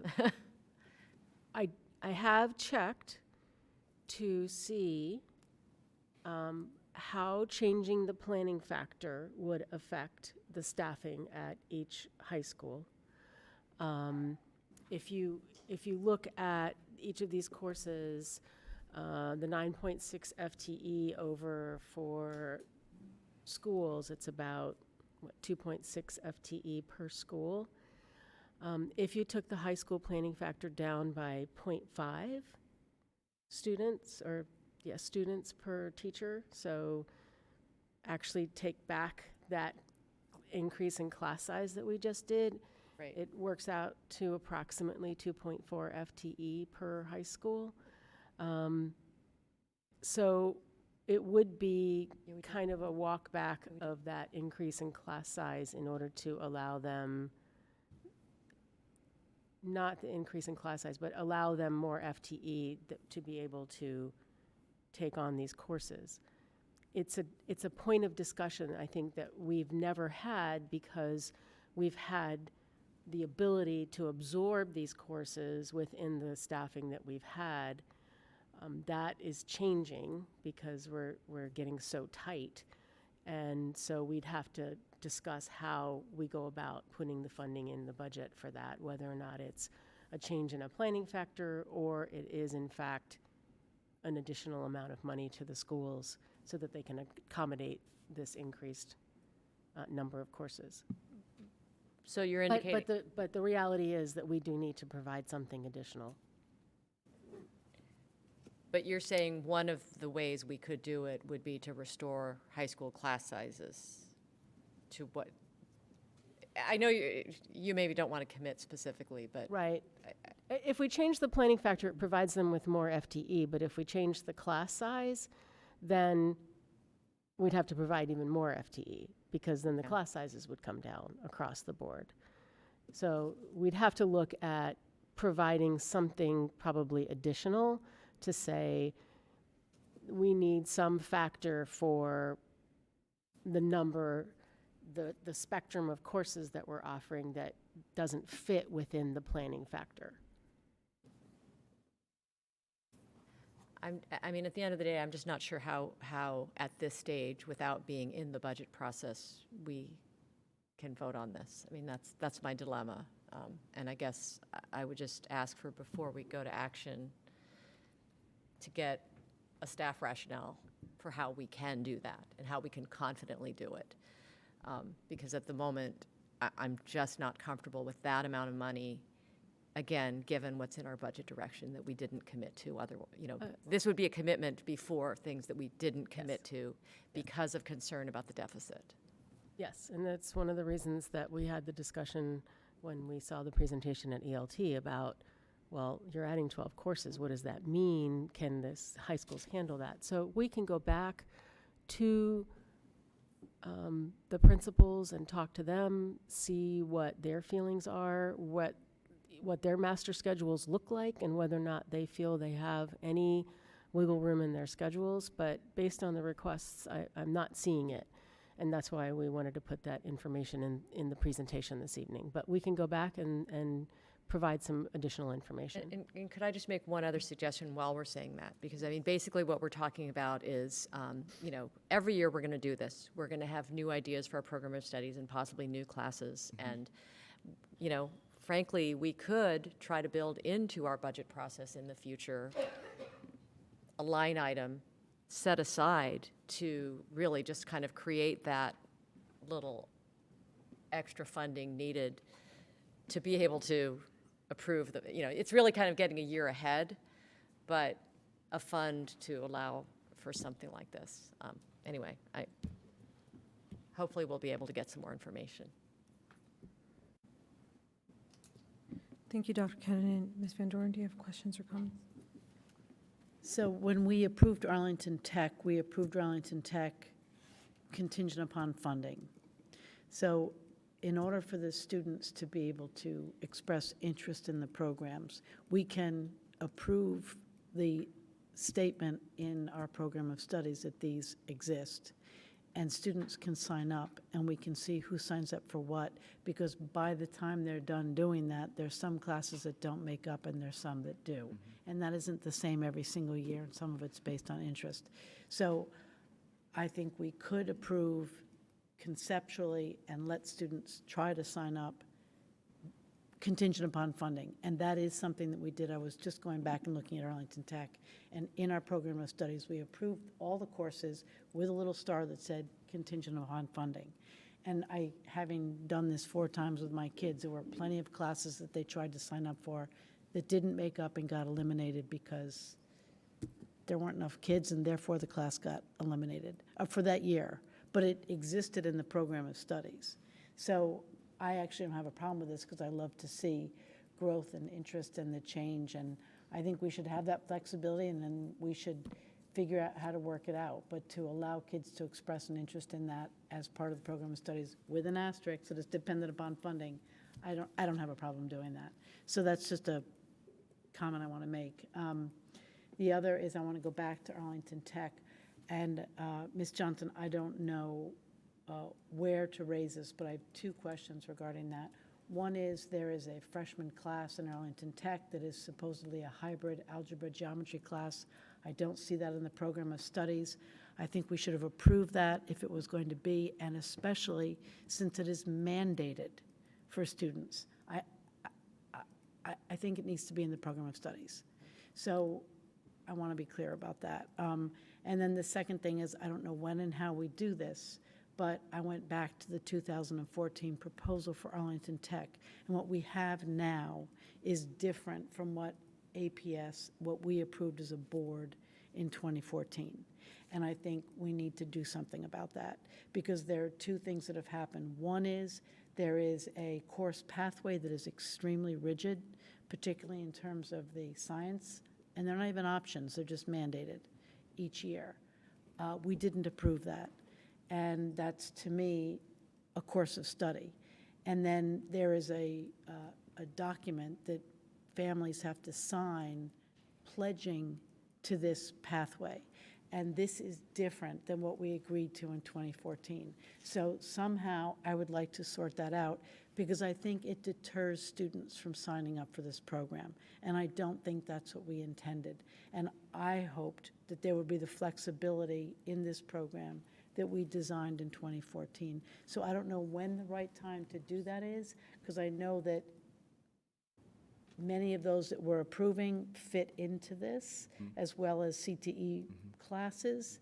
So I know that this is sort of I don't know how to put this forward, other than I don't know where else to put this placeholder in our conversations other than now. So I'd like to, I ask for a follow-up, I don't know how to do it, but number 1 is we should be approving that freshman year class if that is a requirement, that dual class of geometry and algebra all in 1 year, especially if we're mandating it. And then secondly, I want to look at how it is that a program can mandate a course of studies and mandate a document to be signed by its participants without the school board approving that. And I want to deal with that. So how we do that, help me at some point. Yes, I think that can occur at some point. What I'd like to do is revisit and then have the opportunity to come back with a follow-up on what Okay. you're bringing to our attention. That's great. And I'll just end with going back to my first point. I love adding courses, and I love being able to make some fluid change. I'm happy to put a set aside, but on the other hand, I know that there are also going to be classes that are going to fall off during the year because they don't make up. My last one is German was something that my daughter took all the way through, and she ended up, loving it in college. For some of the classes, if they don't make up, and I know a student at Washington Liberty who's doing this couldn't fit that highest level math course, multivariable, something like that. Anyway, the student took it online. Yes, we do offer lots of So these. it may be that we could list some things in the program of studies that students could choose to take online, like German. So it's not, we don't have to have kids come in T-shirts and say, give me my German class back. Right. Maybe we could say, it is an option, but you have to do it online. And if we were clear about that with all the ones that could be online, then kids could do that. Okay, that's a fair Because point. Someone might want to, rather than saying we just eliminate it. No, you actually could take it, and you actually could take all of these online if you chose to. What traditionally happens is if a student is hopeful of enrolling in a class that is no longer either on our program of studies or is not going to make up, the counselors make that offer, and that comes through my office. We have an online course request form, and then that form comes. But I think it should, you're right. I It think would be helpful. that then it's one of those secret question number 999, that only if you're on the in do you know. And I know families who have had to push and push and push with counseling about, I can't get into this class. Oh, well, you can't make it. You're not on your schedule. And they push and push and push and end up with a school board member goes, go ask if you can do it online. And like, oh, yeah, you can do it online. Fair So I enough. think we should say it. Absolutely, we can Okay. do that. Thank you. Thank you, Ms. Van Doren. Ms. O'Grady? Thank you, Chair Talento, and thank you for asking so many questions, colleagues, that I was going to ask about. I'll first start off just to get full clarification from my standpoint on the course additions.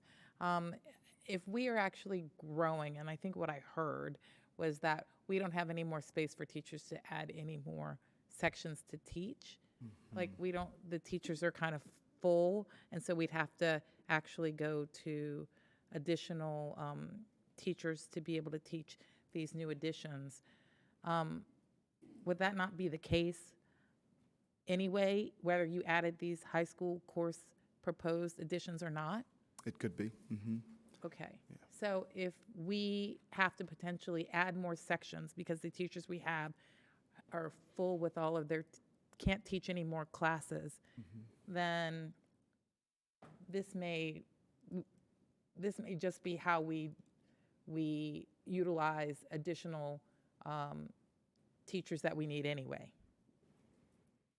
I'm not sure. I guess what I'm basically saying is, it seems to me that whether you add new courses or not, we need to add more teachers because we're maxed out at the number of sections our teachers can teach.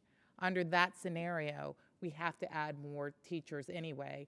And so I don't understand, I guess, why it is that we don't, why we can't just say, yes, we're adding teachers, and if we have the students who want to take this, it's part of our budget anyway. I guess I don't understand why this is extra. This is beyond the budget that we're going to have to incur in any case. Does that make sense? I understand your question. At 10:25 at night, I don't have an answer for you at the moment, but I would like the opportunity to provide something in writing to you later. Okay, thank you. I do appreciate Ms. Van Doren's idea that if there is interest in these classes and we add them to the program of studies, that we look at them based on interest, and perhaps other classes will fall off. Under that scenario, I think that these could be potential things that we could put as potential opportunities with the understanding that students may not be able to take them if there's not sufficient interest. Also, with the course deletions, I think it would be very helpful if we do offer that students can take this online and that's clear. So it doesn't show up as a deletion, it shows up as an online option. Next, I wanted to also say that I'm happy that we're showing here that languages could potentially be cut. In previous years, we found that out later, and then the students did show up in the kimonos and the shirts to basically say, we want to have this, and we had no idea this was coming. So I think this is helpful, and I appreciate that we have some preemptive information for students, and we have a proactive way to let students know if they are dying to take German 4 because they've been taking German since they were in 7th grade, they have the opportunity to take it online if that's what we're going to offer. And then lastly, I wanted to ask about storytelling, because that was a course I think that came up last year as a middle school offering for parents who were asking for more rigor.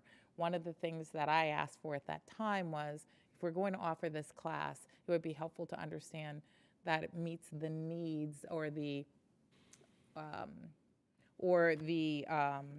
things that you all told us it would meet. In other words, you said we'd have a diversity of students. We'd have students who potentially had IEPs. You also said that it would have students who were gifted. And so I wanted to know a little bit about how that course actually, how many people are interested in that course, and just whether you were able to meet that goal. I do have those numbers, but I don't have them with me tonight. May I give them to you in a follow-up question, or could I do that? Okay. I could get you that the specific data with regard to the number of kids in the class. Anecdotally, having conversations with the middle school principals, it seems like there's a diverse array of students who are enrolled in those classes across the county. Some schools have more sections than others, but every school has at least 2 sections of the class running. It would be helpful to understand later on also kind of more about that class, because we asked you at the time, well, what are you guys going to do? And then you said, we're working on it, we'll come back. So having more understanding about how that class came about and what the experiences for the students would be helpful, because there was some concern. Thank you. Ms. O'Grady, do you need that information to act on the program of studies?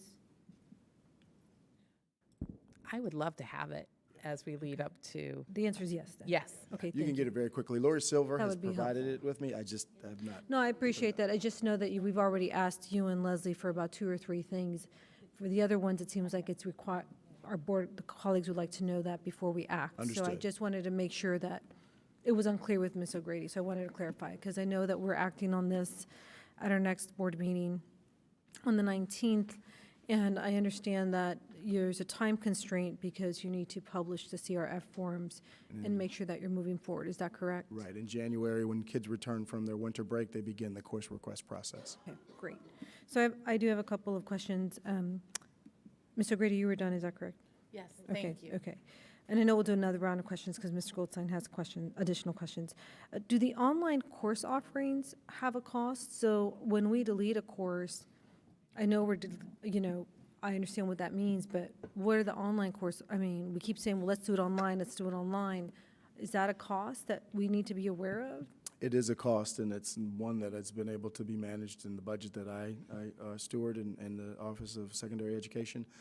We typically spend about $200,000 a year on online courses, and it's a budget that I oversee. Okay, so right now, so I guess the question then would be, in the classes that you're deleting, do we have online courses already in existence for Not those? for all of them, but for a great many we do. When we don't, we reach out to vendors to find out if we have a course, and then if I find a course that fits the bill, I share it with the instructional supervisor, and then they vet it to see whether or not it meets our curricular expectations, and if it does, then we enroll the student in the class. If there are some parameters that we're using, and we're working on a policy with regard to when we pay and when a family would pay for a course. If the course is being requested because because we have it in our programs of studies, but it didn't make up, we pay for that. If the student is unable to arrange it in their schedule, then we pay for that. But if we are offering it and it is being run, then the student doesn't want to take it, is hopeful of taking it online, then they pay for it themselves. And there are some free offerings as well. The Virtual Virginia is free. We get 15 seats of every course at each school, and so those courses are free, and we fill those up first. The tricky part of that is that the open enrollment begins, and if you don't get your kids in time, we just don't get those seats. You miss the seats. We miss a seat. So they're instituting some costs for additional seats that we're going to have to consider as a budget issue because it could become quite expensive for us to pursue that. But so far, Virtual Virginia has seemed to be very helpful for our students, and the vast majority of our online courses are in the virtual setting. Okay, great. No, that's really helpful, because what I really am trying to understand is when I'm looking at the courses that are being offered in additions, they're so on point with the direction that we're moving in. I mean, you look at criminal justice, cybersecurity, early childhood, energy and power, web design. That is the future. That is the industries that are currently seeking, those are career pathways. Sure. In the even the Chinese being multilingual, and then when we talk about equity, students seeing each other in their school system, having the diversity, and we have African American studies and Latin American studies, and then we go to accounting with QuickBooks. I mean, that's one thing that I got to tell you, artificial intelligence. Yeah, they can do it right, but they're going to miss a couple of things. If you're a true accountant and you get involved in that stuff, I mean, this stuff, it's like, how do I say no to that? How do I say no to that? Right, but then I have to pay, I have $1 million extra deficit. So I'm trying to, I want to know if there's a way that we can make this happen by, I don't know if we can, in our CRF request form, say something to the effect of, potential opportunities, please sign up. These will be dependent on the fiscal year 21 budget, right? So then if the budget is there, and I think, Nancy, is this what you said? Is this, okay, great. Because I thought Ms. O'Grady said something else, and I really appreciated that idea. Because then what it does is it tells students, but see, that bugs me too, because what if we don't have the money? And so then we just eliminate these classes? And we eliminate the opportunity. There has to be something that we can. We figure it out. We can figure this out. I expect that when you were looking at multiple pathways and what we're trying to do in our strategic plan, that's where these stemmed from. Absolutely. I mean, we're being aspirational. I know that there's a financial cost to all these things, but I think it's our responsibility to come to you what we think our kids need to be successful in their generation. But then we've got to make a determination of whether or not we can afford to offer these courses at this time. But I got to bring you what we think our kids need. And so if we were to adopt this program of studies now, then assuming without any of the ideas we brought forth, then this would automatically implement the almost $1 million cost into our budget.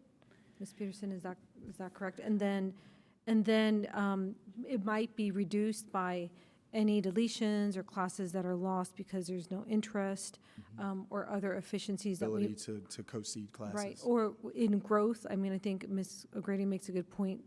Wow, there's some core classes that grow, but if we're growing in high school, we need to meet those demands. It might, I don't think it'll completely equal it out, but it might provide a little bit of balance. But is that basically how the process would go, and then there'd be an addition overall to our budget? It would go something like that. Okay. If you put it into the program of studies directly and didn't asterisk it and say dependent on funding. We'll go back and we'll look and we'll see if we can pare that down. But the real purpose of putting that slide in was not to give you the exact amount of money that it was going to cost, because I don't know that. Correct.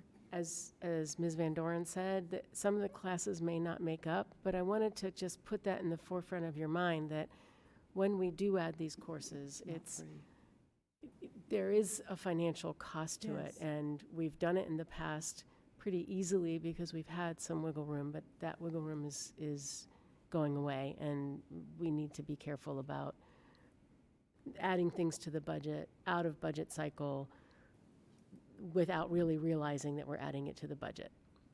Okay. But we'll work on it. We'll come back and give you more information that will help you make that decision. Thank you. Mr. Goldstein, I believe you had additional questions? Some of my questions have been asked by my Excellent. colleagues. See how the rotation works so well? Gratefully, thank you. And so I do want to associate myself with comments made by, I think, all of my colleagues. I was going to ask the question that Nancy asked about the mandated combination of the algebra and geometry at Arlington Tech. I also believe that that needs to be in the program of studies, especially if it's mandated. I want to associate myself with the comments that Monique and Tanya made that I've now forgotten because I didn't write them down. You said something that, it's like, oh yeah, I was nodding vigorously. But I want to just finish up by saying, and I think Barbara said this, I am not ready to commit to $900,000 in the face of unresolved budgetary needs that we outlined in the budget direction, but will not be able to address and solve until we get into the budget process. And I'm not ready to preempt that budget process by committing to that 900 here and now. So, not sure where that leaves us, but. It leaves us as having a vote and seeing what works. Thank you, Mr. Goldstein. Ms. Van Doren, do you have additional questions? I'll just say again, things can go aspirationally into the program of studies. There will be classes that won't make up. There can be a balance. I think it's very hard to say that it's going to be $900,000. I think we could put a cushion in, but I also think we can put an asterisk and says it depends on funding, but then allow students to begin to move towards classes that they're more interested in and perhaps away from others and do more online work. I think we can work this out, but to hedge it, but allow them to appear in the program of studies with that asterisk is a good way to go, because then we haven't committed the money until we know we have it, and we've done that before. Thank you, Ms. Van Doren. Dr. Cannon, do you have additional comments? Ms. O'Grady? I did want to note that I believe that African American Studies course, the teacher who piloted that at Wakefield, I think is also helping to set that up statewide. And so as this course becomes one that is leading as educational, I guess, best practices statewide through this teacher, it would be a shame if we could not offer it actually at all of our own schools, as it's one of the courses that's kind of leading the way across the state for expanding and making culturally relevant course opportunities for other high school students across the state. So that's just one thing I wanted to bring up. Thank you. Thank you, Ms. O'Grady. I just wanted to add on the Arlington Tech piece. I know that you're addressing it, that math course, but I also wanted to remind us that we just, in our recent policy subcommittee meeting, it was, I think, added into the PIP. So we are making it, we are putting it in policy, and you may want to check in with the PRT team on the policies. I believe they added it for, in the PIP for the options in transfer, that if you're applying to Arlington Tech and you didn't have algebra, that you'd be required to take this algebra geometry course. So it would be great to align the, it's just another venue where to thread that through so that you're making sure it's all aligned. Okay. Whatever that piece was, it was referencing a course in a PIP for the options and transfers at Arl-Tech. So I don't have the specifics, but just so that there's Something about maybe algebra 2 by 10th grade. I think it was, if my memory serves me right, I think they were actually saying if you hadn't taken algebra in 8th grade, you could be admitted to Arlington Tech, but you would be required to take the algebra geometry course as a freshman. And that was a change because prior to that, you couldn't go. Correct. So we added it to give them a window, an opportunity to go. But then we should have that in the program of studies so that people would know. It's just another place to align it. So I just wanted to add on to that policy piece. I'm sorry, but that's the wording there are 3 different sets of wording here. There's a different set of wording on the website which says complete algebra by the end, complete geometry by the end of the summer of their, I don't want to go into it now, I'm just saying we got to sort Know this what out. you're talking about. Okay. and we can Okay? And I absolutely- just And it- wanted- and I'm not sure that, okay. Well, I'd I like just to wanted sort it to out. mention it, that's another place that needs to be aligned. Whatever it is, Okay. it's another part of this. Okay. So, and then the next piece is from Ms. Peterson. If we put something in the program of studies that says these courses are being offered and will be available depending on, you know, the adopted fiscal year budget, or depending on available finances, will, by the time that, I don't think we'll know by the time the superintendent's proposed budget comes, because that's simultaneously with the CRF forms. But will we know by the time, because, you know, you'll have to put a placeholder, but by the time the budget comes for the board, I don't, the alignment, that's what I'm trying, will the board Right. know at some point if this was accepted, or are we going to find out in September when kids are saying, I signed up for Latin American studies, and now it's not here, and I'm just trying to understand the consequences of any decisions we make in understanding the process. I have to defer to Mr. Byrd on the timing of when the course schedules are put together. Yeah, it begins when winter break is over. When kids come back, they get the middle school level, they're visited by their counselors at the middle school to talk about options that are available to them. So that's when they get a look at the middle Right. school program of study. The high school program of studies is not as formal as that. Okay. As they visit English classes and have conversations about that time is coming again. And then you might see a piece of paper on the dining room table that says, hey, Mom, I'm signing up for classes. This is what I'm hopeful of taking. So the program of studies needs to be sent away to our translator so that we can have the English and the Spanish version. We're moving away from the paper copy. Most of it is available. It's all available online, and that's how mostly it's consumed. But we have to have that ready in January to send it off for formal translation. And when is the deadline for them to return their course requests so that the principal can start doing the master schedule for the fall? I can get you. I can get you that Yeah, I answer. don't know what that is. So that might be So helpful to. further information to for that you. piece. Okay, Yes. thank you. Ms. Jordan, you have an additional question? I think it's more fluid than this. Having done this multiple times, you get to the end of the school year, May, June-ish, which our budget will be approved by then, and there's still situations in which kids are told the class didn't make up, or the class did make up. It happens. So I don't, this need to have a non-fluid date and make it work out, I think we can be more fluid than this in our aspirational goals in terms of get a budget, put some money aside, whatever you all have come up with, but then also see how we sort out in terms of who signs up and what gets deleted, so. Because the master schedule is worked on throughout the course of the summer. Throughout the summer, It's not finalized until right. September. All right, thank you. Any final comments? Okay, thank you, Mr. Byrd. Thank you. This item will come back for action, most likely at our next meeting, and thank you both for being willing to provide us some information prior to that. We really appreciate it. Okay. Thank you. We are now at new business. Board members, is there any new business? Hearing none, this meeting is adjourned.